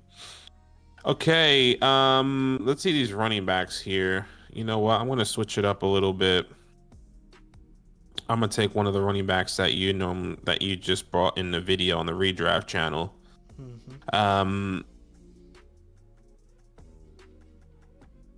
And then I am going, every single time, dude, it's either DK Metcalf. I have 24% share of DK. Yeah. But we can switch it up here. Let's go, I'm going to go a little bit of Ricky. Yeah, I like to, switch up here, Ricky. With that last pick, I like to just throw a dart. Like I've drafted like Tank Bigsby there before. You know, Trey Benson, I've drafted there before. I just don't like building out a roster that many people have in these sort of formats. So I like to try and find a player that I know not many people are going to draft because of the Flex 4 type of format. So, for example, like right now I have like the Addisons, the Ridleys, the Goldens, and I'm going to draft Matthew Golden because looking at how far he was down in the ADP, I just don't imagine there might be one other person who's drafted him in this entire tournament. So I'm trying to find ways to get an advantage in that 6th round. And typically, in my opinion, I feel like that advantage comes by taking a player that not many people are going to draft. So clearly, like I prefer Travis Hunter. I prefer Henderson over him. But these guys are all highly drafted. I want to get a little unique. Debo is a name that I'm drafting often in the 6th round because I think he has very high upside this year, but he's very rarely drafted. So that's another really good example there, Debo is. But yeah, I am probably just I'm not gonna lie, have a real addiction right now to the Flex 4 tournament. I'm just gonna jump into another one. And again, there is no pressure whatsoever, but I would absolutely love for you guys to come join me if you'd like to. You can download the FastDraft app, use the promo code LAND. We'll match your deposit up to $50. That is 10 free drafts on us. And when you finish your first contest, I'll send you my rookie report. I'll send you my rankings completely free. And of course, if you're a member on the Flock site, feel free to send us a message on Discord, and I can give you a trade question voucher as a thank you as well. But 4 spots remaining in that Flex 4 tourney as we have about a minute left for Hollywood here at the 211. Yeah, Brooklyn's having fun out there, isn't he? I hear him, yeah. I don't know if you can hear that. We bought him like this little it's not a kit. It was actually like a bundle of it's like sports balls. So it's like a football, a soccer ball, a baseball, and a basketball. Killer K, I'm about to send you a trade, and he's been addicted to it. Like everywhere he goes, he has to take one of those balls with him. So he is loving it right now. Yeah, I know. I don't care what sports you play. You just have to make it big. That's what I've been telling jokes. Yeah. Jalen Noel comes off the board, one of my favorite rookies in this class. Very excited for his season. Have been drafting him everywhere I can. I just very rarely have my second rounders this year for some reason. I'm about to send you a message here, Killer K, or a trade, excuse me.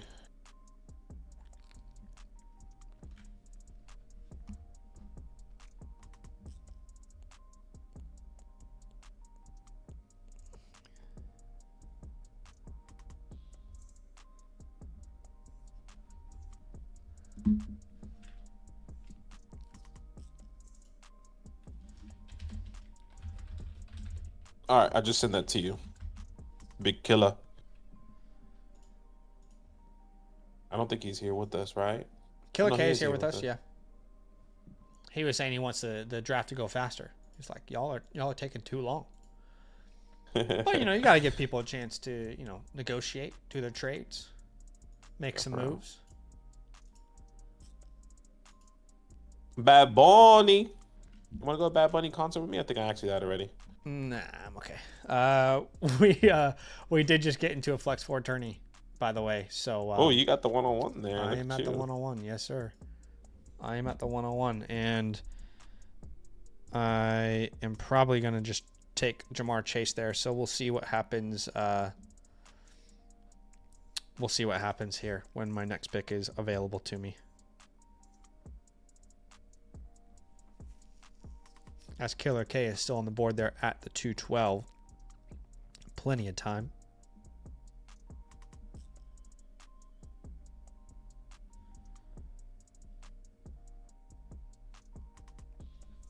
And while we're just waiting on that, yeah, I guess it makes sense to show you guys the draft that we're in.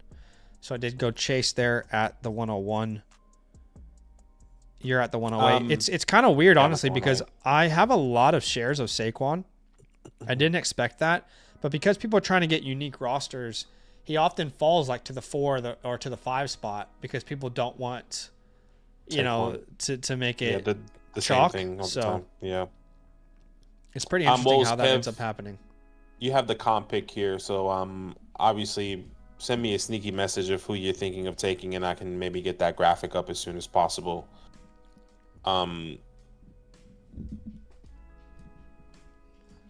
Obviously, it doesn't affect me because I'm not picking at the 301 or the... Neither. Yeah, I have no more picks left myself. So. All right, Jaden Blue. It goes Jaden Blue, so you can pause that there. All right, I'm on the clock here, and this is exactly what I wanted to do. Once again, have 0. Well, let's just remind... well, it's Kev. This is your comp pick here, but sorry. Yes. I think...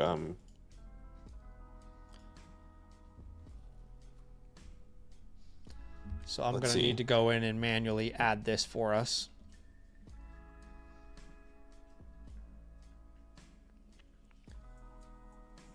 All right, so it's Tyler Shook. Oh, is it? Okay. Yeah, dude. I've been trying to get Tyler since the 208. Yeah, I like it. Yeah, I like it as well. All right. So Tyler Shuck has been added to Kev's roster, and now if you refresh your board, Shuck should not be available anymore. And I'm going to go ahead and change the settings to 3 minutes now on the clock here for these last 2 rounds, and we'll go ahead and start this thing up here at the 301. And that graphic is also on up there as well. Okay. I'll do that in 1 second, I think. Okay, yeah, I've got time. I don't want to miss my pick in FastDraft. And I already missed my pick, I'm pretty sure, in FastDraft. How much you want to bet? Yeah. So who did I end up taking? Devon Achane. Damn, I could have had Brian Thomas. It's so annoying. Fuck. You gotta be ready. I'm over here trying to work and shit. Brian Thomas is or Achane's a great pick, though. I know it is a great pick. I just also really wanted Brian Thomas because I don't have much of him.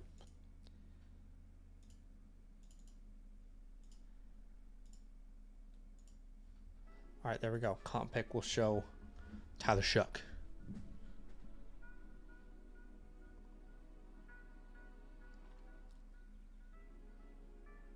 The 103 and Godwin for Lamb. That's an easy accept on Lamb there. I'll be right back as well. Yep. Give me a sec.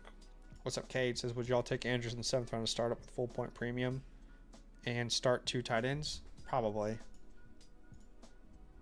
It's a full point premium and you have to start 2? Yeah, probably.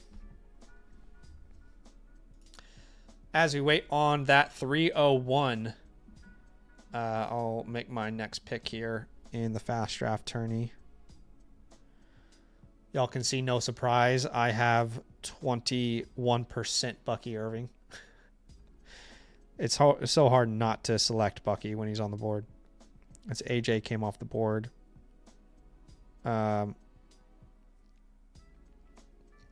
I really feel like I could go any way here. But we'll grab a lad there at that pick. As we did have a pick made here at the 301. And I love it. That's the earliest we've seen Woody, but I like the pick for Woody Marks. Definitely a big fan of him myself. So, yeah, I like it, man. Great move.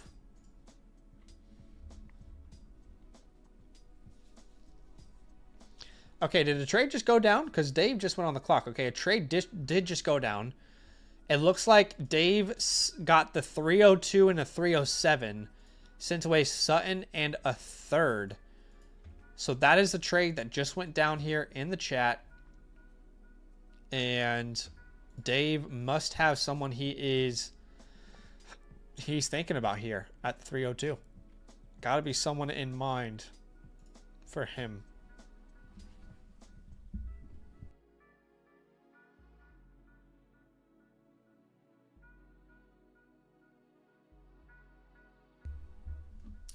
Let's see. Let's wait and find out, shall we? As Shador Sanders. So, Sanders was the play there for Dave. Sanders is off the board, ladies and gentlemen. And I'm about to make my third pick here. Actually, my third and fourth pick on this turn. Wow, Devontae is getting into the third round. That's so frustrating. I used to be able to get him in the fifth and sixth round. Obviously, that's not realistic anymore. I find it almost shocking that Garrett Wilson's available here. I almost feel like I have to take him. I know I want to make a unique lineup, but I almost feel like I have to take Garrett Wilson at the 310. And then we'll come back with a little Alvin Kamara.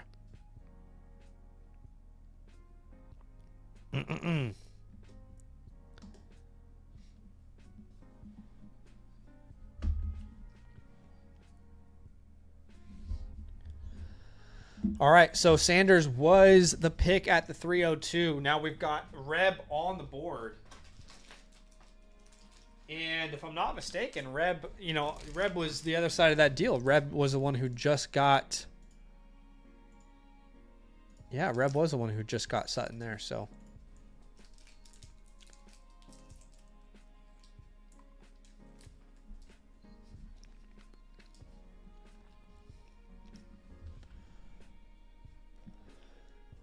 Again, if you guys want to be featured in an upcoming stash video, definitely go submit your ideas there. I'll be recording a lot of content this week, so it can kind of live while I'm on holiday, on vacation, as Mason Taylor's a great pick there. Really, really like that pick.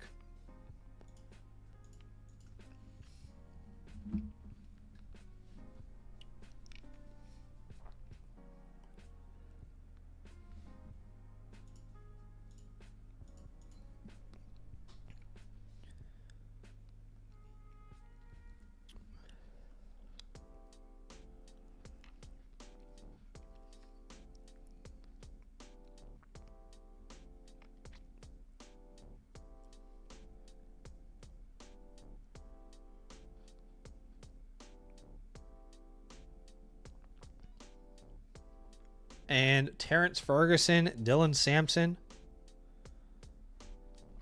all off the board here.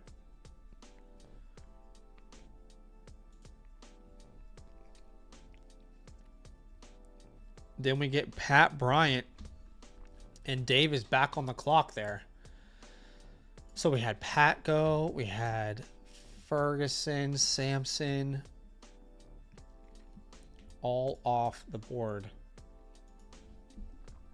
Dave, do you want a future third for this, or do you want to stick and pick?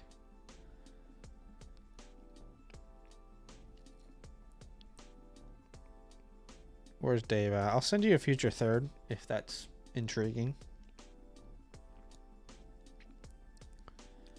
You might just want to stick and pick, but it's available to you if you want it.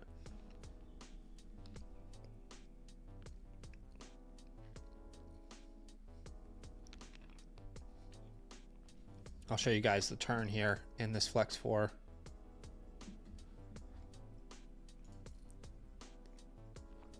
Oops. Okay, yeah. Let's go sideways.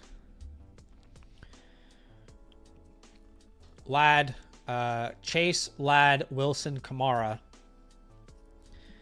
And let's see what we can do with this last 2 picks. Ooh, Kittle seems like I gotta go his way.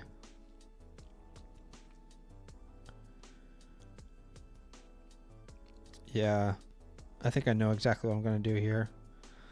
I'm gonna go Kittle and Addison. Those would be my last 2 picks in that tourney. I like both of those in a best ball style format. Addison's a little tougher to rely on a week-to-week basis. I've got more than enough consistency, so let's infuse a little weekly upside there with those 2 names. As Alec A. Manor off the board, I'll send the same trade to Hollywood.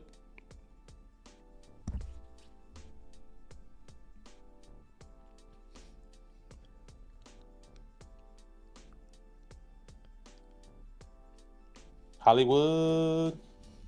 Good Hollywood singing. Oh, man. Shout out to GTA, huh? Yeah, man. That's the only reason why I even know that show or song. Yeah, I'm excited.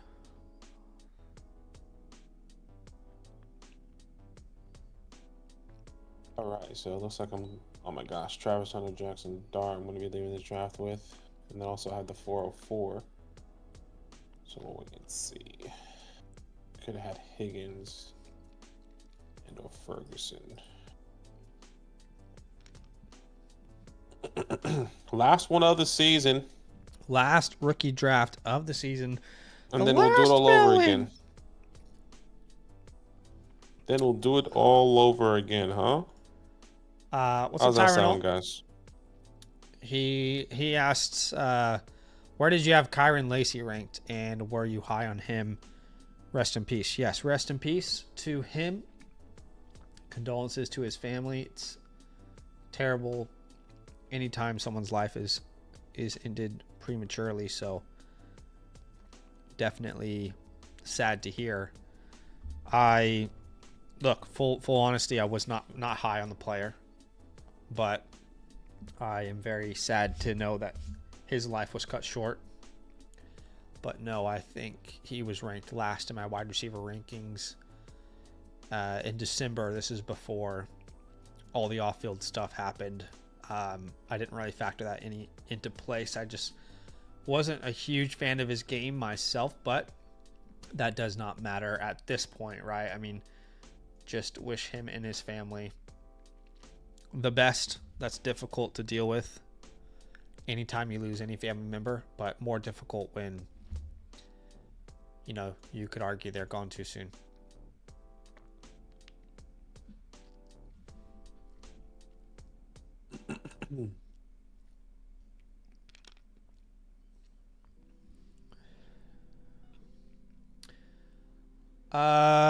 Nate, I'm going to send you a trade.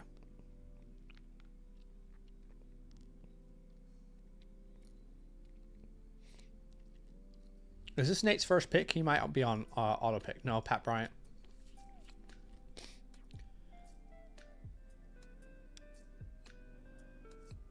Let's see.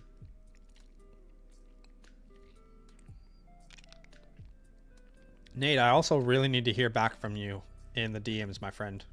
I'm going to hold off for you as long as I can, but we got to get some sort of information. So check your DMs, please.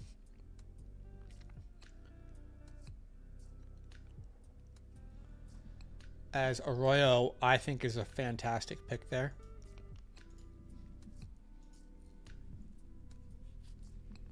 Really, really a big fan of that.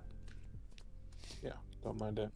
Oh, we got into a flex 4 so quickly. Okay, so we are in flex 4. I didn't even get in. I took Saquon at the 102. Didn't even realize. But these flex 4s are filling so fast nowadays. No, that's what you want to see. And obviously, this is another part of the stream. We're gonna do team reviews after this. Mm-hmm. Bunch of teams actually. Looks like the first one is on. Let's see how many we're gonna do today. Probably do maybe 3 or 4. Maybe I don't really know. It's one. Well, while we're waiting on that, this is how the first round went in the Flex 4 tourney. Chase, Saquon, Bijan, Jefferson, Gibbs, Lamb, Puka, CMC at the 108, Nico Collins at the 109. So curious to see what CMC's ADP looks like in August, for example. As someone was able to start Neighbors and Genty at the 10 spot. Yeah, that's nice. And I realized I was saying the first round, but you couldn't even see it. But again, we're drafting all the time over here on FastDraft. Would love for you guys to come join us. If you have a lot of fun in fantasy, you'll love the FastDraft app. If you have never played, download the app. Use the promo code LAND. We'll match your deposit up to $50. That's 10 free drafts on us. And when you finish your first contest, I'm going to send you my rookie report. I'm going to send you my season rankings completely free. Would love to get into some lobbies with you guys.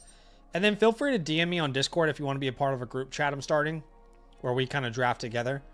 But definitely having a lot of fun in these tourneys. As Jalen Royals was a pick. And now I'm going to send Flash a trade.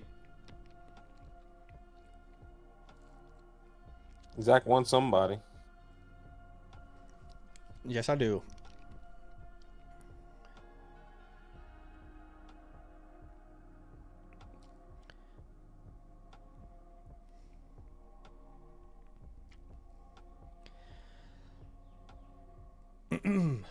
That trade is in your inbox, Flash, or whoever's operating for Flash.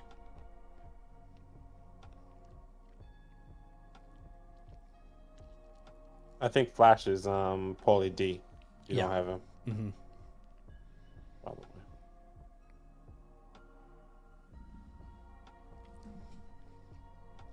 So is the first game in OKC or?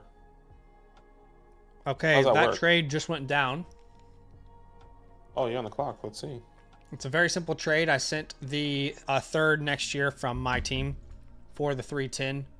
Super simple. They get a more of a random third. I get a guaranteed 310 here. About as simple as it can get. Jarquez Hunter, I think, is he's my 25th ranked player. And I'm going to get him there at the 310. So as I saw Jarquez and Arroyo starting to fall, it made me more and more interested in trying to come up for one of those selections. So that's what I ended up doing there at that pick. Nice. Here in this fast draft tourney, I'm on the clock again. And I'm going to draft a little Chase Brown in the third round. Chase Brown, third round. And I'll show you guys the turn here as well. Actually, it's well, the third round reversal's already happened, I was going to say. So Switch is going 3 straight wide receivers to start.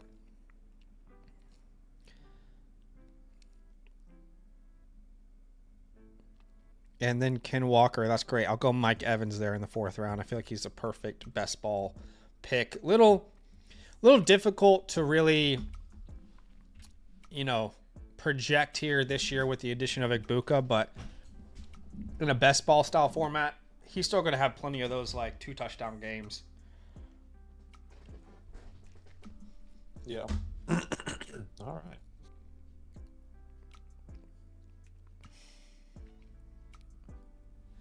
There goes Taj Brooks. I like it. Taj Brooks. I have so much Taj Brooks, and it's not because I'm drafting him. It's because he keeps falling to the waiver wire. And then I end up spending like a big portion of my fab on him just to see what he could be. Yeah. As it goes Taj, Neal, and Fannin off the board there. Couple quick picks here. Goes DJ Giddens. So no matter what, I'm going to get a guy that I want here. See what Reb does. Reb has all running backs here. Travion, Cam, Tootin, Brooks, well, that's a lie. Mason, DJ Giddens here. There goes Jordan James. Wow, okay. I'm going to take Rashad Smith here.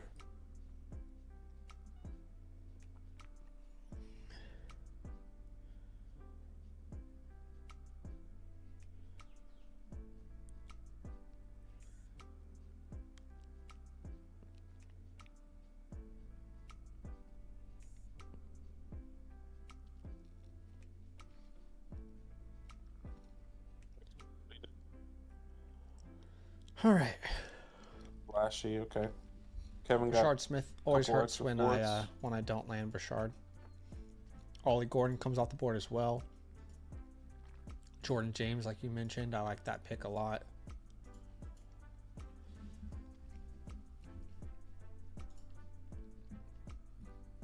Like the Giddens pick as well.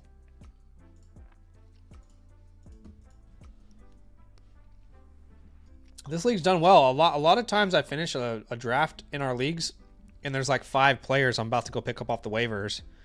This league has done a really good job of most of the players I'm wanting, making sure they're drafted. I'm about to make my last picks here on the FastDraft app. Okay. And we're going to start with little Devonta Smith, and then we're going to go way down the board here for our next pick. Some of these. And I might go Kelsey. I might go Kelsey with my last pick. Throw a dart at him. As they went Anderson there. All I need from you, Kelsey, is like 4 really good games. Can you give me that? I'll take a shot on you here with my last pick in the Flex 4 tourney. That's all I'm asking. That's all he's asking, man. Come on.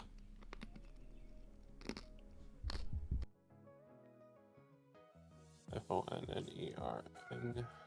F-O-N-N. All right. Well, I can't believe we're the month of June. When's the halfway period of the year? Yeah. What day is that? Do you know? Well, that would be like June 15th, no? Something close to that. I don't know. Yeah, I don't know the exact one, but...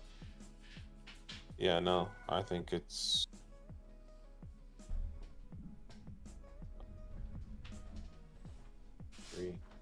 Which is crazy. I mean, we're already in June. This is... Life moves so fast, doesn't it? Or time does, they say. They say time just goes by really, really fast. Can you give me a second? I'm worried my dog has gotten into a plant here because there's shit all over my couch. Give me a second. June 30th, ABC says. No worries, do your thing here. As we see Isaac Tesla, big old Tezzy. Trevor Etienne here. Now Reb, Kevin, Bull have the last 3 picks of this draft here. And then like Zach always says, we're going to be going into some team reviews. Team playbooks, essentially, which I can't see that graphic. Look at Zach. He's inspecting his couch. He's like, what's that? It's a dog shit? So if you guys want a team playbook, all you have to do is click on that link, sign up, and get one of your teams reviewed. Obviously, you use a promo code LAND. Make sure you use that tier, that slider to go up. Make sure if you want to get a live team review there. But obviously, no pressure at all, as we have a couple of team playbooks, live ones that we have to do today. Since we have a big queue of offline playbooks. I think we have... I think we only have 3 for today, if I'm not mistaken. Let's see if Zach, what he says, but I think we only have 3.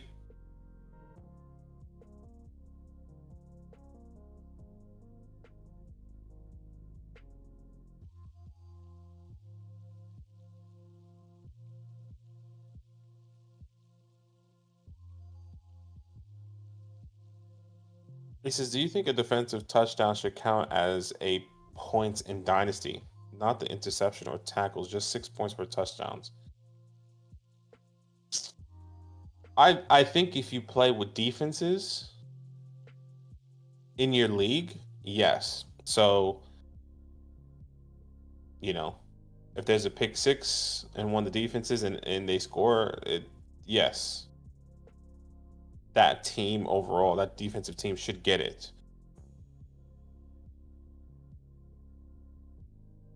That's my. I'm pretty sure that's how we played as well. So like, if the team had a pick six, I'm pretty sure they got 6 points. Um, and I know some people do like yardage. So like, if it's a pick six on, and it was on they count for every yard type vibe, which is a lot of points. But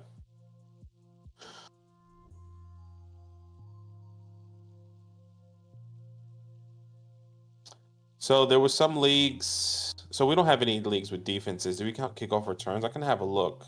If I remember correctly, I don't think we do.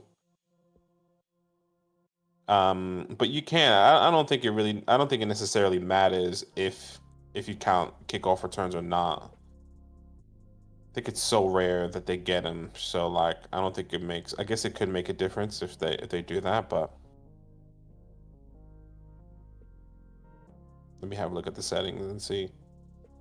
But I don't think we did, if I remember correctly. I probably can't even look at the settings 'cause I need to push it to the next season.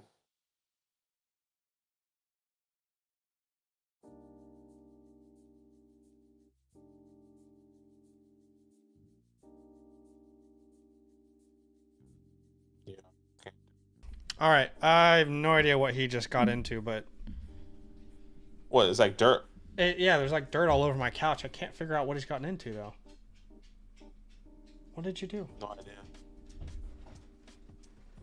Oh, it's not Zach's pick there. Tiny Goose. It's Bull Rugs, which I'm pretty sure he has a queue on, as that's going.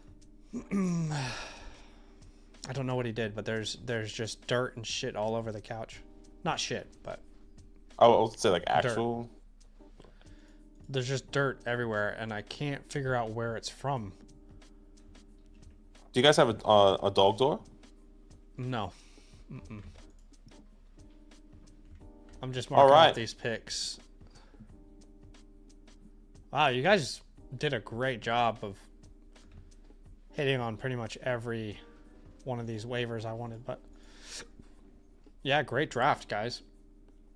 Pretty happy with my team. I didn't really do much, unfortunately. Only had that one selection, but to end up with Egbuka, I'm happy with.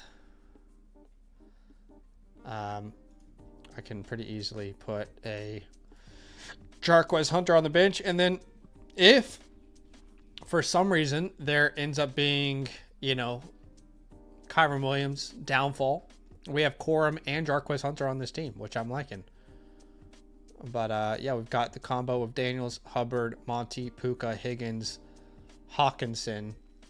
That other flex will probably end up being Aaron Jones, along with Adunze Alave, Burrow. How's your squad looking now post-draft? It still looks. I got Travis Hunter and Jackson Dart. In this draft with Rashard Smith, so didn't make too much of a big dent. But like going into 2026, if Jackson Dart is the starter, then I have two starting quarterbacks, and then I can draft some maybe running backs in 2026 potentially. Yeah, that's but the plan. I have a bunch of picks in 27. I have 1, 2, 3 picks in 27, first rounders. So I am spamming our redraft channel link in the chat. We're gonna get to some team playbooks now. Would love for you guys to stay here with us, but of course, if you want to just keep watching other content, then you can go ahead and look at our redraft channel there. But we're going to get to some team playbooks today. And a lot of these are offline, so I just need to quickly sort through. Yeah, only two I see is on. So the second one, Fawnern, they donated. Motionless. They donated. And Motionless. RJ Yellowhammer, at least. Yeah. Oh yeah, Motionless also. And then Air 414. Okay, so we have 4 today, which is totally fine. All right, it's emotionless. So those will be the ones that we get to here today. Of course, you can submit your team playbook as well if you like. I'll put a link in the chat here for everybody as we're going through these playbooks. If you want to get involved, would love to have a look at your squad. But you can get your team playbook, which we would classify as, you know, a game plan. We call it a game plan for your off season. You can get one of these by becoming a promo code LAND. All right, LAND, annual Mother Flock member. You'll get a voucher that you can use through the Flock store to submit a team review with Zach and Badaki from Fantasyland. And then just make sure you slide it up to live if you want it shown on the stream. Otherwise, the baseline will be an offline review. And I can actually get rid of this timer now from the Streamlabs because that is the last one. I can also get rid of the comp pick because that's the last one. Wow. And then the rookie teardown tool, I guess we don't need either. All right. Anyway, appreciate y'all for being here with us. Let's jump into some team playbooks, shall we? Yeah, let's do what we do and let's do it best. Understood? All right, let's have a geese. So Foreigner, by the way, did upgrade for the live review. So we're going to go ahead and honor that as an annual member there. Let's have a look at this team. All right, Foreigners, please let us know if you're here with us. If not, you should be receiving a time code with this review here. And this is a 1 quarterback, 12 team start 10. So that is a rolling deep in a 1 quarterback league here, as you guys can see that in the chat. And let's have a read of this context here. He says, well, like a live review, didn't see enough. Okay, if you can let me know. Okay, well, there's no context really outside of that, but we appreciate you. Thank you so much for upgrading. Oh, by the way, we didn't do our giveaway. We're going to give away a trade question voucher. Yeah, we need to do that. So go ahead and go for it. So this is your last chance to enter the giveaway. All you have to do is type LAND into the YouTube chat and like the stream. So yeah, this is your last chance to do so. Actually, let's do this after the first team playbook. Again, if you want to enter today's giveaway, all you have to do is type LAND into the YouTube chat and like the stream. All right. Once you've done those 2 things, you'll be entered. But sorry, go ahead with Foreigner's team. Yeah. He said team name is might as well be Raiders. And you're currently ranked 3rd in your league here. And 2 with tag Sam Howell, Zach Wilson, Joe Flacco. So no, not a strong quarterback room, unfortunately. At the running back position, the same. Really only person to speak of it there is DeAndre Swift, who's the starting running back. At the wide receiver position, you can start out 6 wide receivers, Ladd, Marvin, T, and then it falls off there with Cedric, Tolbert. And at the tight end position, you do have Brock Bowers. But on the bright side, you have the 101, the 110, the 112, and the 207, and you still have your 26 first here. So this is clearly a team that is probably still building here. Maybe a 1-year punt or maybe a full rebuild. Nah, 1-year punt, I would say. Yeah, more 1-year punt, sneaky sleeper, but probably punting type of team. Yeah. Going into some admin stuff, some untouchables. Only one I see is Brock Bowers. I would also say you could put the 101 as an untouchable. Or your 26 future first, but I would imagine we might offer you to tier down from the 101 potentially, but we'll wait and see. Holds, Marvin Harrison Jr., Jalen Wright, I would also put down as a hold. And that's probably about it. And then you have a bunch of drops here. You can drop Ty Chandler, Rasheen Ali, Jamari Thrash, Andre Yeshivas there, if you really wanted to. Those are all the drops that I have. All right. Yeah, there's definitely work to be done here. If you think about your starting lineup right now, it's probably a combination of Tua, Genty, Swift, Ladd, Marvin, Bowers, T. And that's not bad for like a first 7. You don't have a quarterback that you can truly rely on at this point. And then the flex position becomes a little bit iffy as well. But overall, it's a pretty decent team that you've put together there. The draft capital is definitely going to be helpful. I definitely think there's a possibility that you could sneak into the playoffs, but we would probably still lean towards a 1-year punt, like Badaki said. But yeah, is there any admin we need to do, or can we jump right in? No, let's jump right in, brother. Okay, so I definitely can see this team staying with Genty. I don't think there's anything wrong with that, but we can definitely explore what a tear down would be and what that would look like if you can get additional assets for the future. Now, at the 110, I imagine Harvey and Johnson are gone. And you're probably choosing between these names like Egbuka, Loveland, Warren, Golden. There is a tight end premium, so maybe there's a chance that a Caleb Johnson falls. I don't think Harvey's going to fall in a 1 quarterback. Maybe, yeah, Caleb, like you said, yeah. Yeah, right. Yeah, so it's probably between Caleb, Egbuka, Loveland, Warren, Golden. To be honest, if, it ends up being that, you can't get a Caleb, well, can you get an Egbuka?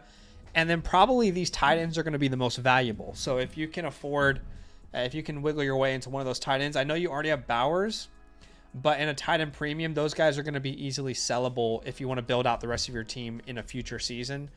At the 207, really difficult to tell you exactly who's going to be available, but I imagine it'll be between like the names of like a Tootin, Noel, Williams, those tight ends, again, Arroyo, Ferguson, Taylor, Blue.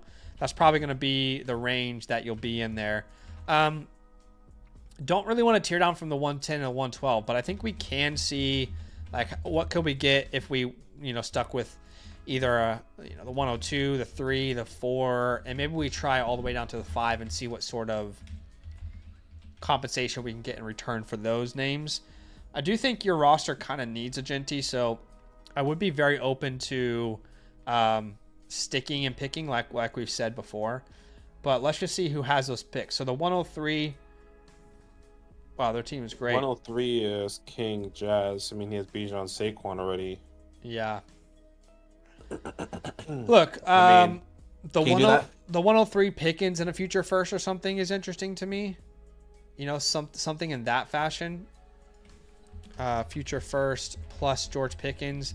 I don't know though, because this team's going to be very good, so I don't really know exactly how valuable that pick is going to be. I don't want that feature. I don't want that feature first. Yeah, and I would rather have. I guess I'm not in love with that trade because I'm not a big believer of like Pickens making a big, massive impact. So like. Yeah, I like Pickens. I would rather a lot, take Jameson Williams personally, but I can see that. I think with this team, probably don't want their picks in the future. Let's keep looking though. Trader Joe's, nope. Who else has these picks? The 105. So like the 105 JSN, for example, is very attractive to me. We get Jackson Smith and Jigba, and then what? At worst, we land a T-Mac. At worst, we land a Judkins Henderson. Yep. Maybe you could ask for more. Can you get McCarthy in that deal in a 1 quarterback league? Give you a little bit of hope there at quarterback outside of Tua. If that's not possible, can you get a future first and then send, is there something that we could send like a DeAndre Swift, to make that happen? Those 2 deals I think make a lot of sense and I'm intrigued by. The 102 here. So in this scenario, it'd be like the 102 Adunze.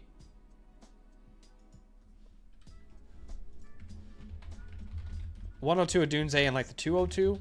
202, yeah, that's what I was thinking. Or you could try and do like a Cook Swift swap. So you get James Cook, they get DeAndre Swift. And then maybe instead of the 202, you end up netting like, the 210 or something. Yeah. So those are options there. The 104, I'm definitely interested in their future picks. The 104 team is actually dog shit. So this could definitely, so like the 104 and like 2 future firsts is easy. If we can do that. In fact, if you need to add again like a DeAndre Swift on top, this is probably your best team to trade with. I mean, this guy also has Drake May. He has Lamar Jackson, like in a 1 quarterback. Yeah, you could try. if you can't get 2 future first, can you get 1 future first and Drake May instead? So May the 104 and a first for the 101 in Swift. That would make a lot of sense. And that team is really bad, so that could be great for you long term. Now, as far as your team itself, I think the only player I really would want to sell is DeAndre Swift in season. I don't think anyone else has a lot of... Like, Bowers we're going to hold. Maybe Ferguson you could look to sell in season. Yeah. So, outside of Swift and Ferguson, I don't really see much in the category of, like, must-sells. No one wants your quarterbacks, let's be honest. No. And you can still build around all the wide receivers that you have. So, with DeAndre Swift, I mean, can you get an early second in the future? Can you turn Swift into a Cam Scattaboo, or can you turn him into a Tootin? Can you turn DeAndre Swift into, any first in any year? Is there a scenario with Ben Johnson that he ends up playing really well? Then can we turn him into a first at some point? Jake Ferguson, I would say any second in any year we'd be happy with, but that's kind of the roadmap I would place for a team like this. Be a little patient, be open. If your team overperforms, we can potentially look at how we can adjust in season, but right now, that's the game plan I'd have. Yeah, man. Hey, we appreciate you. Thank you so much. Obviously, you're not here with us, but you should be receiving a timestamp with this. But as always, you should be receiving your playbook customized with everything that we drew up here for you today on the Flock Fantasy website, a message system. But we appreciate you, man. Thank you so much for your support. Okay. All right. Our next one is Motionless because he also upgraded there with that super chat. So we're going to go ahead and honor that upgrade. And let's have a look at the team whenever you're ready. Yeah, man. Motionless, let us know if you are here. If not, like always, you should be receiving a time code. This is a 2 quarterback, 12 team start 11. So we got 2 start 11s here, 2 rolling deep, 1 in Superflex and 1 in 1 quarterback, which is awesome. Just a little bit different setup there with your team construction. And let's have a look at your context here. He says, league is crazy with scoring. Running backs get 0.5 per rushing attempt, 0.1 per yard. Wide receivers don't do great in this league. Tight ends get 3 points per reception. Oh my God. Looking for suggestions and moves I should make. It's very hard to get running backs in this league. I just build, and this is where I am now. Love vids. Okay, so Motionless. Again, it's very important to note that 0.5 per rushing attempt. If your running back gets 20 carries, then you get an extra 10 points. You get a guy with touches. That seems really overpowered. 0.1 per yard is like standard. That's, everyone gets a point per 10 yards. But it seems like, he's already said that wide receivers don't do great in this league. So tight ends with 3 point per reception is ridiculous. We've actually done the math previously. I think Brock Bowers would have scored like around 30 points last year per game or something with a 3 point per reception. It's not exact math, but it was around there from memory. So hopefully you have some sort of tight ends here to rely on. But oh my goodness, dude, this team is... Oh my gosh, wow. This team is crazy. I mean, let's just get straight into it. At the quarterback position, Jaden Daniels, Michael Penix, J.J. McCarthy. By the way, you are currently ranked 2nd out of 12. So you have a great quarterback room. At the running back position, which you just got, Amaron Hampton, Quinshon Judkins, CMC. You also have Trey Benson there. So I think this young running back room is fine. Especially like we were saying that is not as valuable. And if it wasn't as valuable, I wonder where you drafted him in your rookie draft as well. I wish I knew that. And well, actually, he says running backs are more valuable. Wide receivers aren't valuable. Yeah. Sorry. Yeah. Excuse me. So you can start it to 6 wide receivers: Puka, Nico, Xavier, Golden, Ricky, and a little bit short with that starting 6 wide receiver, but that's okay because I see Brock Bowers, Trey McBride is well on this team. You don't have your own first, but you have Cuban sandwiches first. and you have your first in 2027 here. So, I mean, So this is a very clear Windows open pathway. There's no reason without your future first to not compete. Quite frankly, with the team that you have here, there's not a reason not to compete. I mean, you've got Bowers and McBride. These are guys that can score around 30 points per game in this sort of format. That's ridiculous. Your starting lineup is going to be Daniels, Penix, or McCarthy, then Hampton, McCaffrey for now, maybe. Puka, Nico. Gosh. Then you can start Bowers, you can flex McBride, and you need to start 3 more names between Judkins, Worthy, Golden, Pearsall, Najee. There's definitely enough here to field a team. Obviously, you would like if Benson becomes a starter, if Najee's a starter at the beginning, they're going to have a lot of value in a format like this. It's a great team. We can't call it a Thanos yet because the quarterback 2 still needs to step up and develop, but it's close to a Thanos. It is very close to a Thanos. Like, you just need Penix, McCarthy, Hampton, Judkins. You need these guys to really step up and become who we think they can be. But you're very close to a Thanos. Yeah, you are very close here. And going to some admin here, untouchables, you have 4, Jaden Daniels, Puka Nacua, and we're going to put Brock Bowers and Trey McBride with that 3-point premium there. Yeah. So when you put those guys Bowers and McBride, as untouchables, you would have to send me your children's birthright. Like, yeah, legit. Yeah, like, it's not happening. I actually don't think these guys are tradable in a league like this unless you get someone's whole team. Like, that's how valuable these guys are. Holds, Ricky Pearsall and JJ McCarthy. Obviously, we could put a lot more holds here, but for the sake of the graphic, we're going to put those 2. But other guys we could have also put there, Trey Benson. Obviously, these young wide receivers or running backs that you drafted, like Matthew Golden, Hampton, Quinshawn, are worth holding. And then easy drops is like Ty Chandler, Trey Lance, Marcus Mariota, Gardner Minshew, Sean Tucker, Jaleel McLaughlin, Calvin Austin, Malachi Corley, Daniel Bellinger were all droppable if you really wanted to. I don't really see anyone on the waiver wires here that is worth picking up, so you don't have to make a move, but you'll see that on your graphic there. Like Zach said, this main pathway here for us is Windows open. You don't have your first in 26, but you have decent capital, so I'm just going to put that as a B flat. Yeah. For draft capital. Just wanted to quickly say, overall, any of the players I'm highlighting, you could drop and not even skip a beat thinking about dropping them. But anyway, sorry, continue. Yeah. And then overall team grade, I'm going to say this team is A minus. Feels like A flat. Okay. I think A flat. Yeah, draft especially capital, with those tight ends. Yeah. Draft capital would be just a B flat. Yeah. Who's Cuban Sandwich, and can we use their pick? They are team 7. Their team is decent. Yeah, because they still have like the Adams, the Terrys. It's not the most top heavy team, but I think we can use their pick and add one more running back if we wanted. But anyway, we're very clearly contending.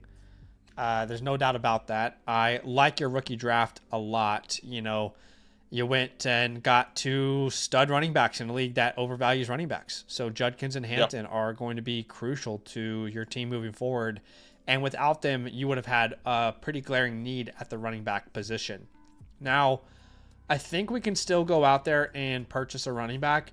I'd like to send my first and second and just see what sort of running backs it's possible to get. Now, I'm acknowledging that you're saying in your league it's very difficult to get running backs, but I'd like to find a team that has a lot of capital and just see if they have a running back we can trade for. So I'm going to sort by draft capital strength. This guy is Tracy. Not really interested, to be honest. My God. Super Elite has the RB 1, 3, 9, 10, 16, 22, 23, 25. He has Lamar Jackson, Joe Burrow, and Caleb. I mean, wide receivers are weak as hell. Not weak as hell, but like he has no tight end sucks for him, in it. Yeah. he has no tight end and 3-point premium. So I mean, that's pretty fair to be honest, if you think about it. Can But the we running backs send are a OP though. I know the running backs are difficult to get, they said in this league, but can you send that first and the second? Can you go get a RJ Harvey? I'm trying to recognize how difficult it is in your league. Maybe you don't have to send that second. I don't know. You know, can you do that for Breece Hall? We prefer Breece Hall, you know, over Harvey. I'm just trying to be realistic with the information they've given us. I don't want to send a first for Kamara, Mixon, or Connor, but I'm not opposed to sending. Where's our team? What's our team name again? Quarterbacks are priceless. Yeah. So I'm not opposed to sending.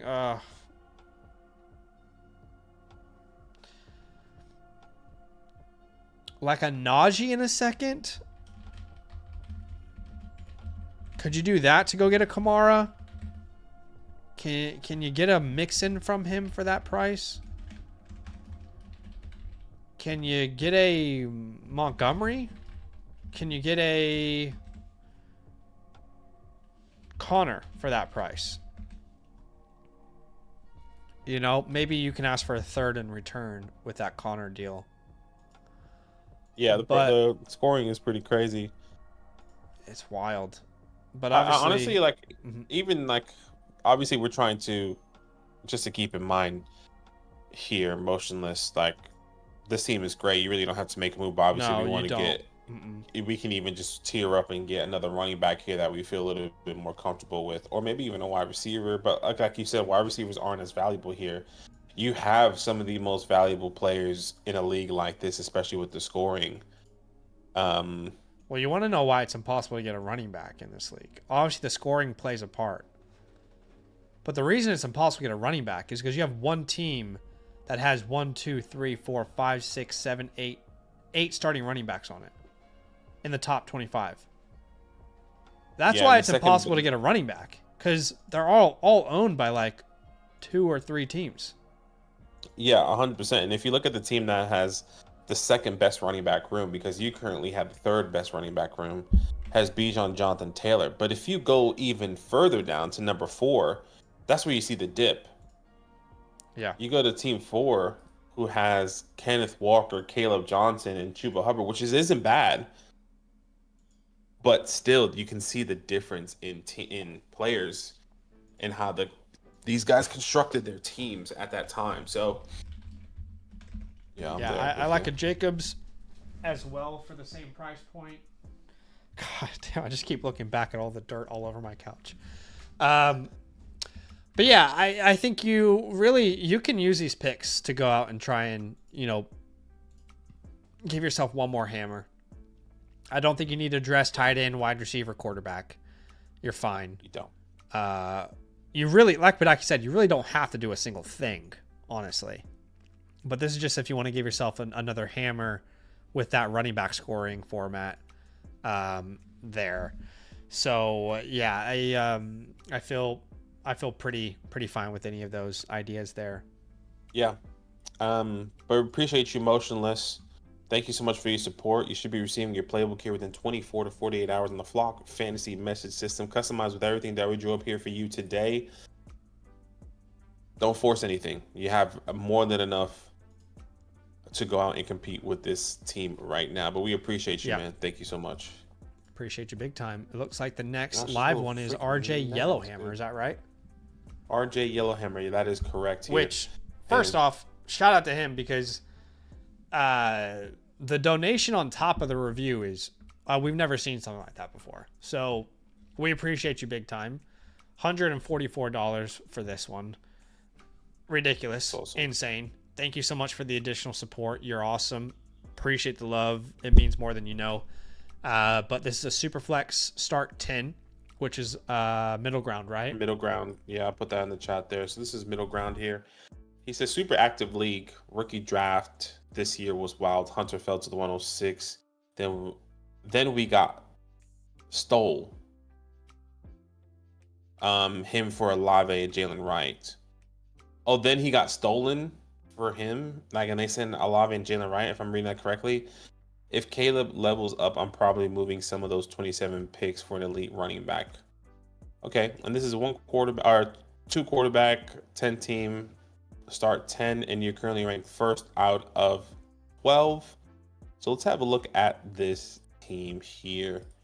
All right, so at the quarterback position, you have Caleb Williams, Brock Purdy, Matthew Stafford. I think that's a decent enough quarterback room to go into the season with. At the running back position, I can see that you did your rookie draft. Caleb, Chuba, Najee, Ramondre, and the list goes on there. So it looks like Caleb and Chuba are going to be your starting running backs for this year. At the wide receiver position, you can start 5 wide receivers: Chase, Malik, Travis, Rome, DK. So you have Travis, which means you sent Olave and Wright for Travis, which I'm assuming. Yeah, Hunter fell to the 106. Then we got him. Yeah, so he's saying he stole him at the 106 for Olave and Jalen Wright. So No question. he traded up to the 106 with Olave and Jalen Wright for Travis Hunter. I like it a lot. I like that a lot as well. At the tight end position is TJ Hawkinson with Ben Sinnott there.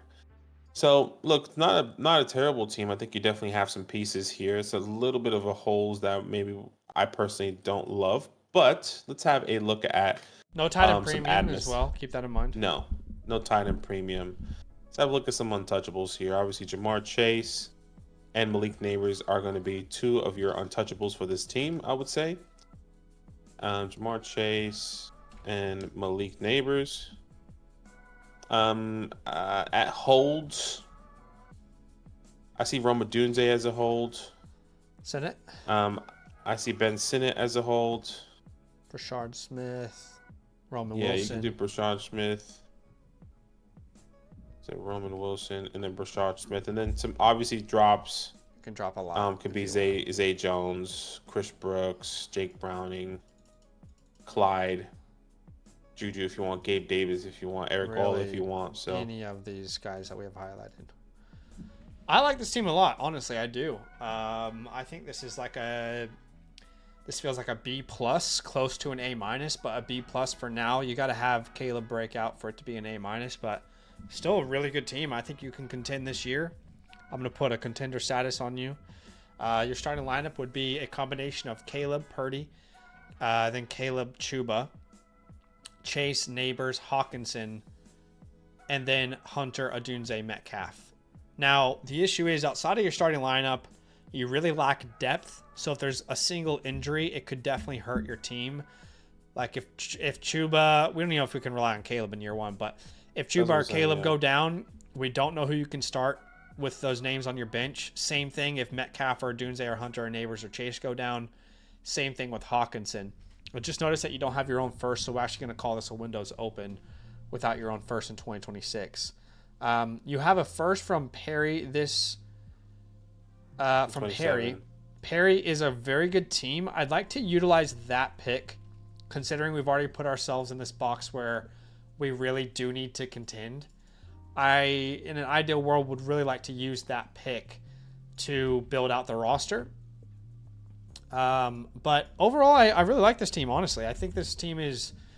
I think it's better than you were saying, personally. Well, I guess what I mean by that, it's just... I was worried about the depth. So like you mentioned, that's fair. If Chuba Hubbard goes down, or if Caleb Johnson is not really the guy day one, where are we going from there, right? Like, how do we navigate it? Because I think the wide receiver room is great. So maybe utilizing that first, like you said, getting somebody, a running back, or even hell, using the second, getting an Alvin. Yeah. I miss saying an Alvin, a Dalvin. R.I.P. No Remember more we used Dalvins. to say that? Yep.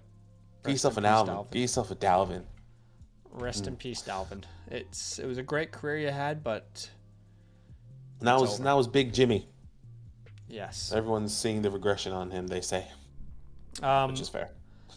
We appreciate your review again, RJ. Thanks so much for the donation, man. I like the team. I think you can contend.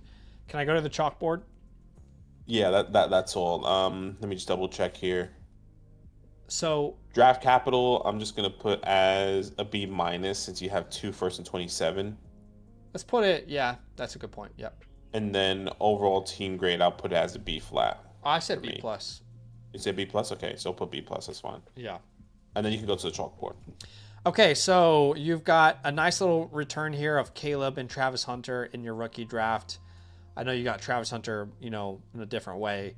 I like, the Brashard, the Tajes that you kind of have there. I went A minus just because I think Hunter and Caleb are going to be very important to your team specifically. But I think we are missing a little bit of depth and some options. I would love to turn this first into a running back. I would love to turn that first into a Breece Hall, into a Jonathan Taylor, into a Bucky Irving if you did the 27 first plus a second or something. Yeah. I'd be happy to throw a second on any of those names to make it happen, considering the position that you're currently in. You really need to make this year count, in my opinion. But I would say those are the main guys that come to mind for me. Maybe a Jacobs. I could probably rationalize a Chase Brown even at this point. Okay. I think I prefer a Jacobs. Just he feels more secure. But Chase Brown, if you're trying to go all in this year, makes a lot of sense as well. It's kind of hard just to kind of build off of that Chase Brown. Like, obviously, every team every year is different, but like,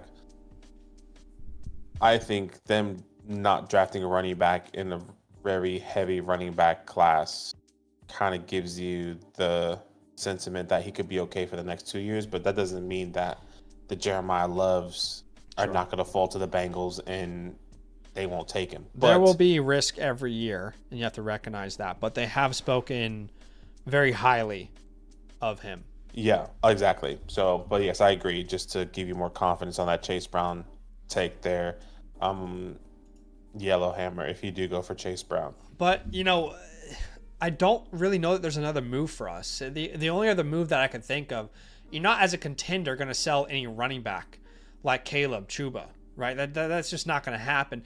You're not going to go out there and sell I guess you could tear down from a Chaser and Neighbors, but I'd rather just, contend with them. I just think we need to add a slight depth piece. Maybe we can tack Ramondre and a second, right? Let's say Stevenson and a second, that 26 second maybe. Can we go get an Alvin Kamara at that price? Can we go get a Joe Mixon at that price? A Montgomery, that level of running back? That would be the other option, I think. I don't know if there's another one that comes to mind. Well, Chuba, we already have Chuba.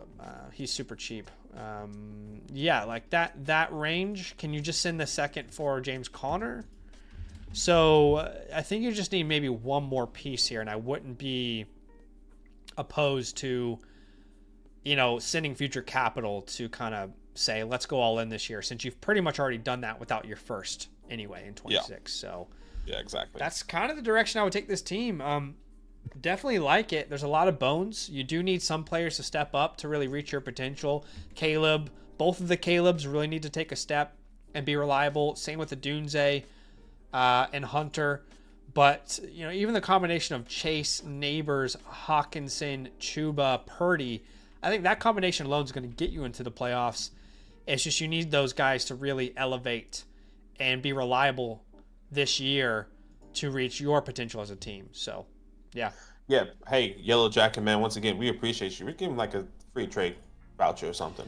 Yeah, that's not a bad idea. I'm going to come back and give you a free trade question voucher as a thank you there. That's a good point. We appreciate you, man. Thank you so much. You should be receiving your playbook here within 24 to 48 hours of this review, of course, customized with everything that we drew up here for you today. But we appreciate you, man. Thank you so much for that huge donation on top of the purchase. And keep in mind, you get so much more with that as well. So stay tuned as we're going to be releasing maybe stuff for redraft or some extra cool little perks for you guys here in Dynasty. But yeah, huge love. All right, I think the last one we have here. Let me know. We just had Dudecki upgrade, so we can do his. Dudecki just upgraded to a live version, so we'll do Dudecki's here as well. So we can do it after his team here. Are we gonna do Deckies first? Okay. I think so, yeah. And So then we'll go to airs after that, and that will be the last one for today. So Unless, look, you guys can. It's definitely a great time to submit a team playbook. Y'all seen us doing these reviews. Y'all see us giving ideas and coming up with trade ideas. You can get that version for your own team, customized for your own team, by using the promo code LANT, becoming an annual Mother Flocker member.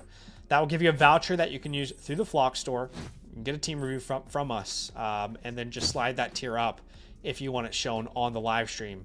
Right, when you go to the checkout, the baseline team playbook is an offline one, and the live one is where you slide it up just slightly. So appreciate y'all big time for being here with us. Shall we go to Dudeki here, who is next? Yeah. Who did upgrade? Dudeki, let us know if you're here with us. Appreciate you and your support. This is a 1 quarterback 10 team start 8. So this is our meat and potatoes for our 1 quarterback peoples. And it looks like you're currently ranked 2nd out of 10. Yep. Lamar's neighbors, Genty. He says, you did a review for me recently, and I made a lot of moves since. I added a lot of running back and wide receiver depth. However, I missed on tight ends. I'm definitely looking to compete this year, and I'm looking for a way to improve my tight end room. After this upcoming season, our leagues will be adding an extra flex. Okay, so next year you're going to be going into what it looks like for us, start 9, a middle ground, a start 9 here. Okay, you already have an insane amount of depth. I don't think it's really going to hurt you when that flex happens. In fact, it might help you because of the strength of your team. Yeah, so let's have a look at your team here. Lamar Jackson, Trevor Lawrence, Geno, good quarterback room for 1 quarterback room. At the running back position, Ashton Genty, Travion Henderson, Bucky Irving, RJ Harvey. That's phenomenal running back room as well. Yeah. At the wide receiver position, you can start up to 4. Neighbors, London, Tet, Worthy, Golden, Godwin, Coker, and the list goes on. So you have, like Zach said, plenty of depth there within no tight ends to really speak of, which I'm pretty sure we might try and hit on a tight end here with a 2nd or 3rd or something. But let's not waste any time. Let's get straight into some admin stuff here for you and your team here. Holds. He says post waiver wire hasn't opened yet, but holy hell, look at the waiver wire. Yeah. Okay, sorry. Wow. Go ahead. Arroyo. Yeah, we'll have a look. We'll have a look at this. Okay, untouchables. Malik Neighbors, of course. We also would let's put Lamar Jackson there as well, since he is extremely valuable in a 1 quarterback league. And I'll also put Ashton Genty as an untouchable here as well. Holds, we're going to put here as, Jalen Coker there. And let's also put name like Matthew Golden there as well. Drops, there's a bunch of drops here. You can drop, hell, in a 1 quarterback, you can drop Geno if you want, Zach Moss, Keaton Mitchell, Demarcus Robinson, Treylon Burks, Elijah Moore. All these guys are droppable if you wanted to. Noah Fant. Okay, can we talk about the waiver wire? Because, my God, how much fab do you have? Blow it all on Elijah and Terrence Ferguson. There's no reason not to. I look at your draft, by the way, you did a great job in the draft. I gave you an A+.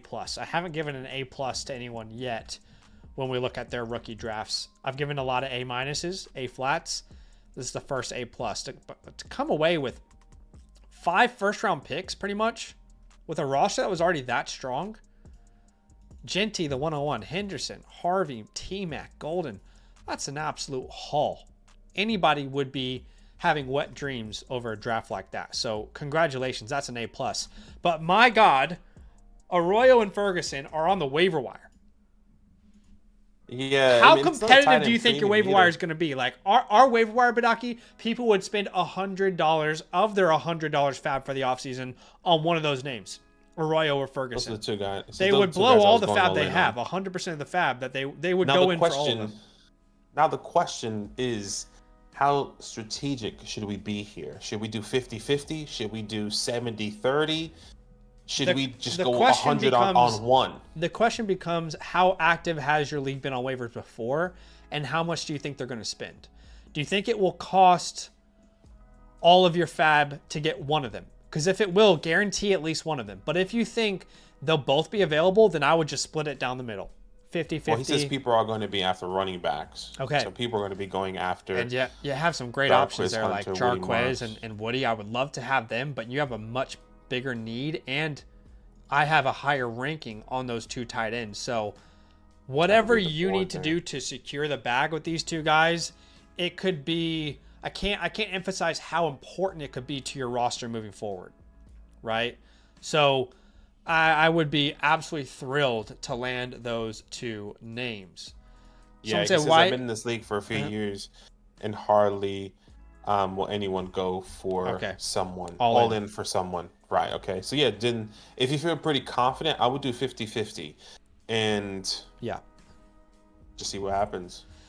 Yes, go 50-50, grab both of those guys. You know, Joe Salad says Fannin is the best tight end of them all. The NFL disagreed, but if you can get him for free, then there's no reason not to add Fannin for free as well. I want to add Hunter, Marks. There's a lot of names here I want to add. Brashard Smith is there, DJ Giddens. I mean, it's crazy how many good running backs are on the waiver wire there, but for your team, Arroyo and Ferguson will be the priority. Don't mind adding Harold Fannin. That's fine. But certainly my priority would lie with those tight ends. But even if you pick up those tight ends, I'm not opposed to doing a big trade here where we move, like, let's say Godwin and a first for a tight end or something. That's kind of the route that I was thinking. Like, can we use a first or can we use a second? What type of tight end can we actually get? And this is not a tight end premium, so like, do you want to go just let's just say you don't get either of those guys. You don't get Elijah Rowe or Terrence Ferguson. Worst case scenario. Can you send a second or a third? Obviously, we'll talk about it in depth. Well, let's just first see if David Njoku's and stuff. Let's just see if anyone has an excess at tight end. So this guy has Bowers and Kittle. So could you send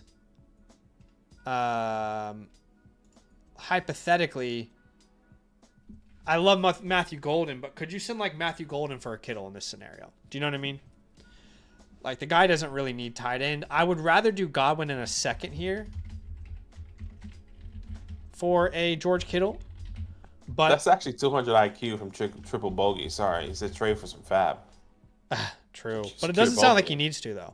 No, it doesn't sound like he needs to. But yeah, definitely wouldn't be opposed to that. But yeah, if you could send Golden for a Kittle, I'd rather do Godwin in the second for Kittle.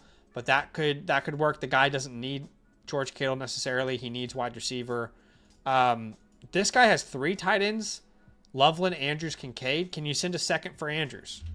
A 26 second for Mark Andrews. You know, we've talked about that before. If the second isn't enough, then can you tack on a Jalen Coker to it?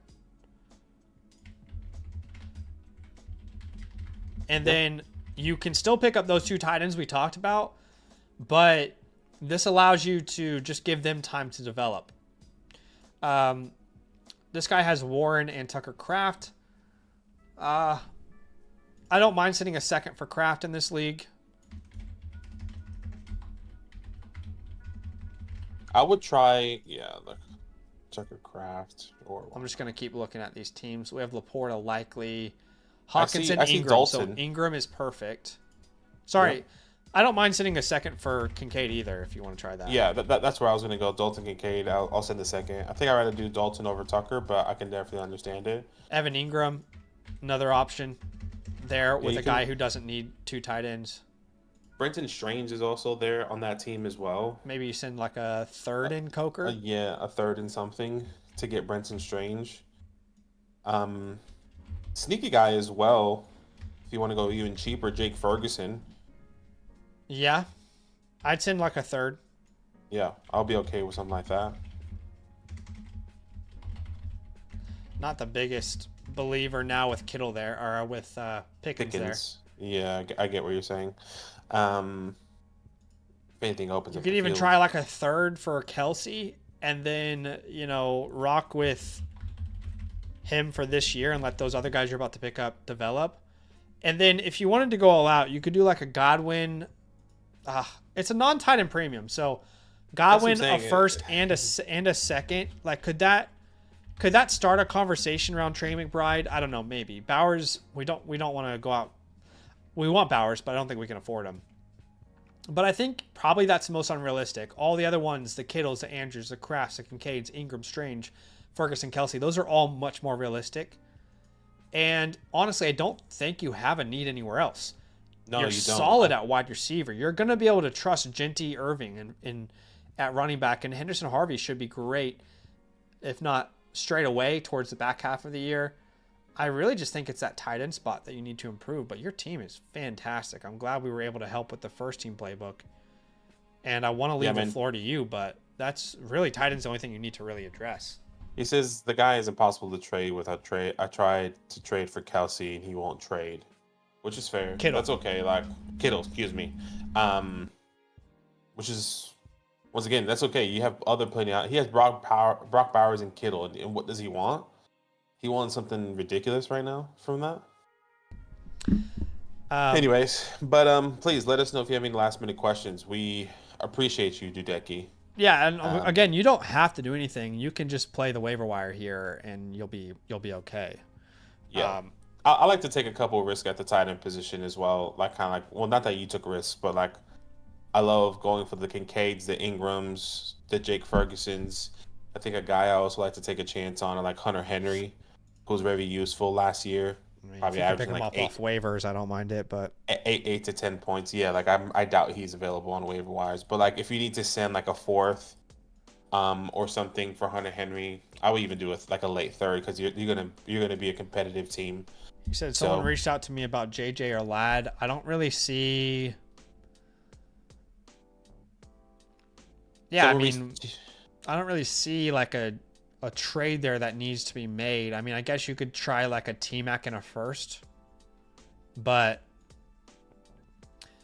with Hunter, I mean with Ladd, can you do like Worthy in a second? But outside of that, I don't think you really need to address wide receiver, honestly. I don't think that's really where I would put my resources. Yeah, I completely agree. Yeah. I appreciate you, man. Once again, let us know if you have any last minute things. You should be receiving your playbook, as you already know, in the Flock Fantasy message system here within 24 to 48 hours, customized with everything that we drew up here for you today. But huge love, man. Thank you so much for the support. Yeah, and of course, we want to answer any last minute questions that you have, ma'am. But I saw you over there on Fortnite, and I just want to know, have we got a dub today? I saw you over on the Discord over on Fortnite. Did we get a dub today? Did we get a battle royale? Give me that crown. Did we get one? That's what I want to know. Good times on Fortnite. We were addicted. Stone Cold Steve asked if he can get a team review tonight. Yes, if you submit it in the next like 10 minutes, yes. Otherwise, you'll be first on tomorrow's stream as well. Dudecki says, thanks, guys. My team was so bad before the draft. Not going to lie, a huge change since. I'm glad we were able to help you, my friend. But Stone Cold Steve, I just put a link in the chat. If you want your team playbook, customized game plan for your offseason, you can get this tonight. It needs to be in the next 10 minutes. Otherwise, it'll be the first one on tomorrow's stream. But you can get one by becoming a promo code LAND annual Mother Flocker member. That will give you a voucher that you can use through the Flock store. But if you want it shown on the stream with us, you got to make sure you slide that slider up to live team playbook, all right? Otherwise, it'll be an offline one with the demand we currently have. And of course, you can submit one now and be the first one on tomorrow's stream as well. Completely up to you. But right now, it looks like Air 414 is the last one of today's stream. And is Air with us? I'm just going to ask them if they're with us, because if they're not, then we can wait and see if Stone Cold is going to submit, and then they can be our first one tomorrow. But sure, if they're here with us right now, I want to do it. But if not, we can maybe wait till tomorrow. Just want to hear from Air 414 for a second if they're here or not.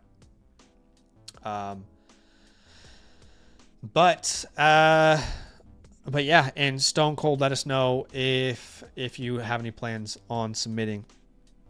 He says his word, I'll submit now. Okay. Okay, is Air414 with us? Let us know, my friend.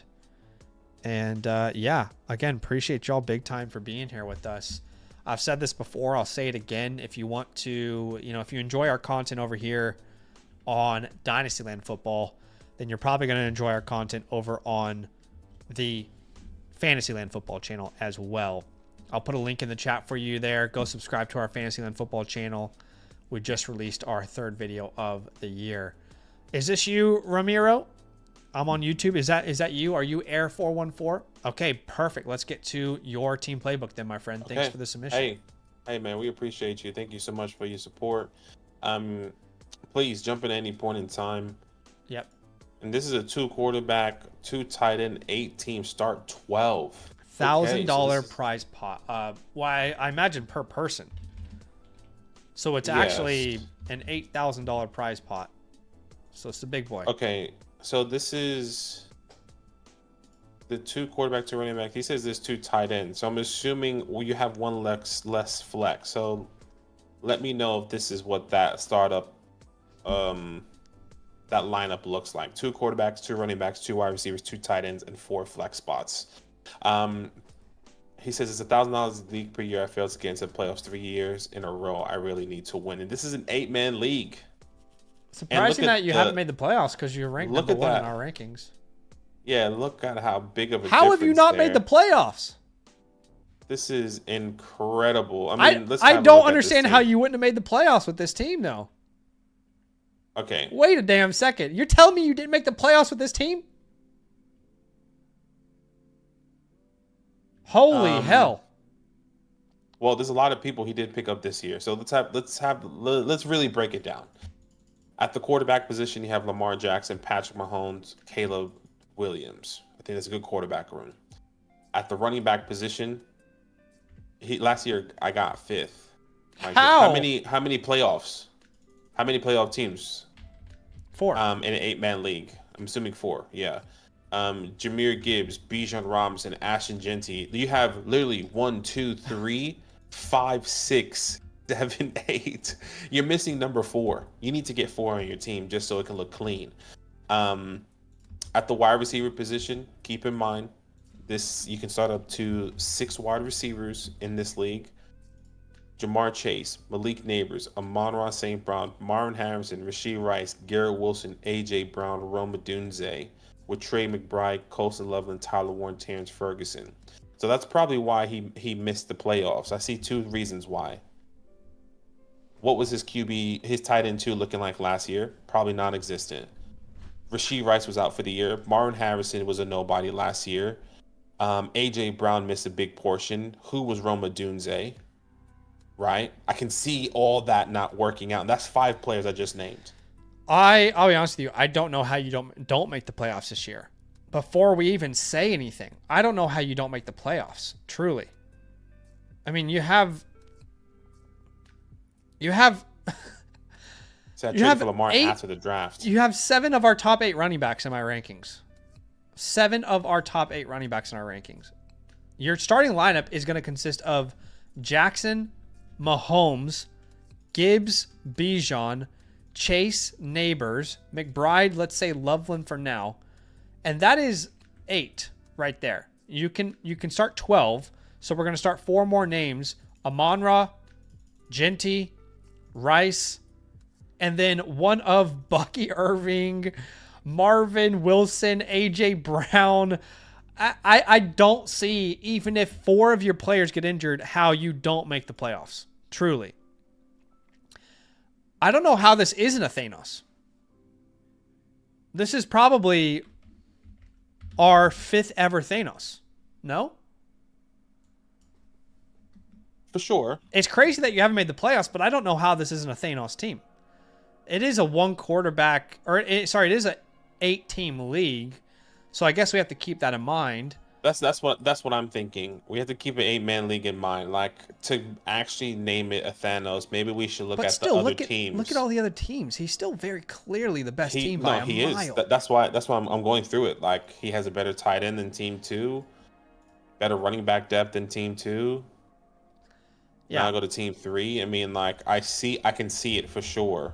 So this is our 5th team playbook of all time that is a Thanos. And that means 1.1% of all teams ever submitted are a Thanos. So this is number 5. I got to call him a Thanos. And then we got to find a way to go from Mahomes to like an Allen or something. I don't know the other. There's nothing else you need to do here. It's really just about improving that quarterback 2 spot, in my opinion. I look at your draft. My God.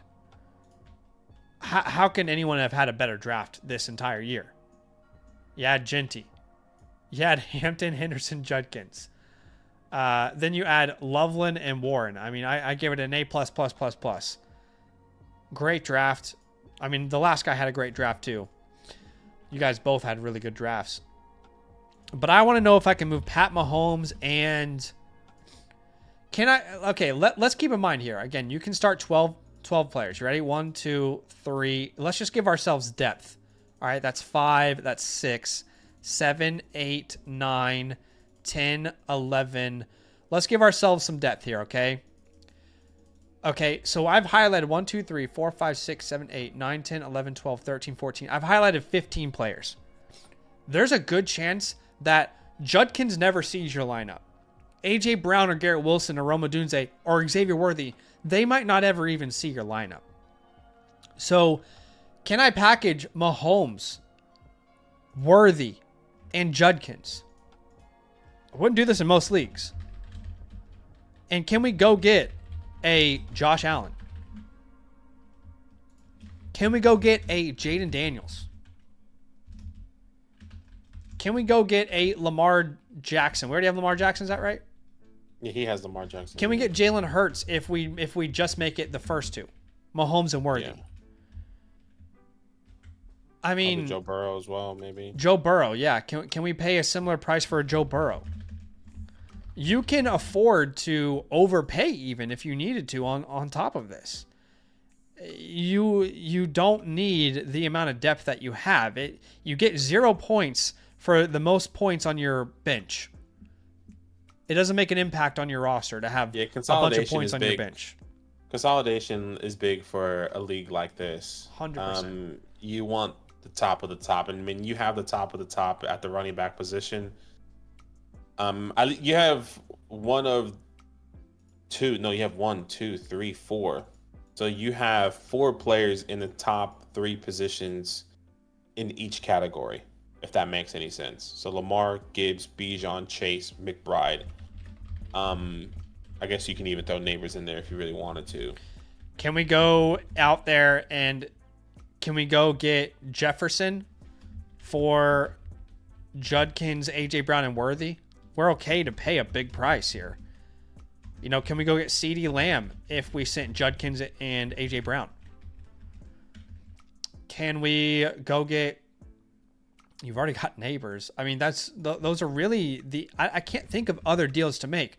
The biggest piece of advice I can give you is never, ever accept a deal where you're getting the 1 and a 1 for 2. You want to consolidate as much as you possibly can across the board, right? You want to be the one getting the 1 and the 3 for 1 deals, the 1 and the 2 for 1 deals, the 1 and the 4 for 1 deals. You want to upgrade across the board. I don't really know how else you upgrade outside of quarterback 2. You really can't upgrade quarterback 3, or sorry, running back 3 when you have 7 of the top 8 running backs in Dynasty. So outside of that, I mean, maybe we can go get a Bowers. Do you want to send like McBride and, you know, this is too tight end. This is too tight end start. Yeah. Okay. Well, then that's the other place. Maybe. Can we go get a Brock Bowers? Can we go send Colson Loveland plus A.J. Brown? I would send Colson Loveland, Tyler Warren, and A.J. Brown for Brock Bowers or something. Well, if it start too tight end, we maybe want to keep like a third one there. But sure. I hear you. We can play around with the Adunes, like Adunze, A.J. Brown, McBride. Loveland. Can we go get Brock Bowers in that format? Does it cost more? Okay, well, instead of Adunze, does it cost Garrett Wilson? I mean, would you pay that? Garrett Wilson, A.J. Brown, and Loveland for Bowers? Maybe. You really don't need all that depth. You can overpay Can you ask for Bowers in like a second in the future or something? I don't know, but these are the type of deals I think you should be pursuing across the board. I don't even need a second to get that deal done. So I think you're in an incredible position, and you should feel great about this team. And I know people are trashing on your league. I'm sorry, they shouldn't be. It's $1,000 prize pot. I mean, this is just a league that they don't have 12 people they trust. They only have 8 people. They've made it unique with the start 8 or start 12. You know, I love all y'all in the chat, but I mean, $1,000 prize pool. This is not a Mickey Mouse league. He's just done an incredible job building a monster. But I completely agree. When it comes down to some admin, your playbook will look a little bit different. Obviously, since this is an 8-man league and we don't really want to hold anyone, we're happy to consolidate some of these high-tier players or these quote-unquote low-tier players in AJ Browns, the Roma Dunzeys, Xavier Worthies. We're not going to put them as holds. I'm just going to put all your untouchables as one. And yeah. You know, so like obviously but Lamar, I want to leave space for Ramiro to ask us any questions that 100%. He has, because he did donate a pretty significant amount. So I want to make sure he feels great about the review. And yeah, you know, I love our 100%. community. You know, they don't like start 8 teams, but if you're going to be in an 8 team, make it a big pot like this. Make it a start 12, huge lineups. Yeah, that's everyone else just sucks at building a team compared to you. Yeah, don't have a 12-man league or 8-man. Like, I get it would be boring if this was an 8-man league, start 7. That's stupid. Yeah. But they did it right. They did it right where it's a smaller league, a big prize pool, and a little bit more depth. Where depth kind of does matter still. Yeah. With stuff like this. And like, you know, the people on the waiver wires are really guys you would never want to pick up. But anyways, we appreciate you. And like as you said, as you have any last minute questions, please let us know. The floor is yours, but I'll give you the spiel. You should be receiving your playbook here within 24 to 48 hours on the Flock Fantasy message system, customized with everything that we drew up here for you today. And you're going to be one of 5 people that have gotten a unique customized playbook with the whole Thanos theme there as well. So that's pretty awesome for you as well there. So thank you so much. Romero says, would you guys like to trade for picks in season? I want to win 2 to 3 times in the next 5 years. Honestly, dude, you could have no picks in the next 5 years and you're probably going to win your league at multiple times. Truthfully, I don't see how you don't win your league multiple times. Picks are not a concern. Winning $8,000, gosh. Well, first probably doesn't get 8,000, but maybe like $5,000 or something. That'd be crazy. Or maybe first wins it all. And yeah, look, I mean, we all prefer a 12-team league, but I mean, this guy is doing it right. If you have to do an 8-team league, like if you only have eight people in your friend group that you trust, and you only have 8 people that want to play Dynasty, do it this way where there's big lineups. But anyway, I appreciate you big time, Ramiro, and I hope it was helpful. He says loser pays $2,000. Wow, dude, that's interesting. Crazy, dude. So the team at the bottom of so wait, does the winner ends up not paying their buy-in then? Is that right? And the loser pays it for them? That's crazy. And 8, I'm fine. His team name is I'm fine. I'm okay. I love that. That's awesome. That's the type of leagues that I'm trying to be in. Like, I want big money, big stakes. That's why all right, I just want to feel something. Let's everyone throw 200 at it. But that seems really fun. It's fun. Obviously, you prefer it to be bigger than 8-team, but if it has to be 8-team, do it like this. And you just built a monster. So we appreciate you, man.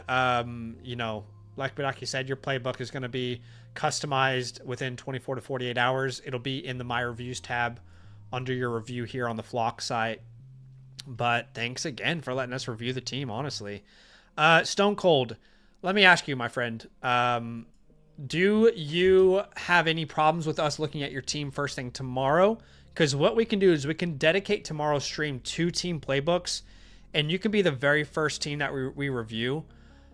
Actually just realized that someone's ahead of you anyway, so we're not going to be able to get to yours tonight. Is tomorrow okay, guys? Can we do these 2 tomorrow, starting off the stream?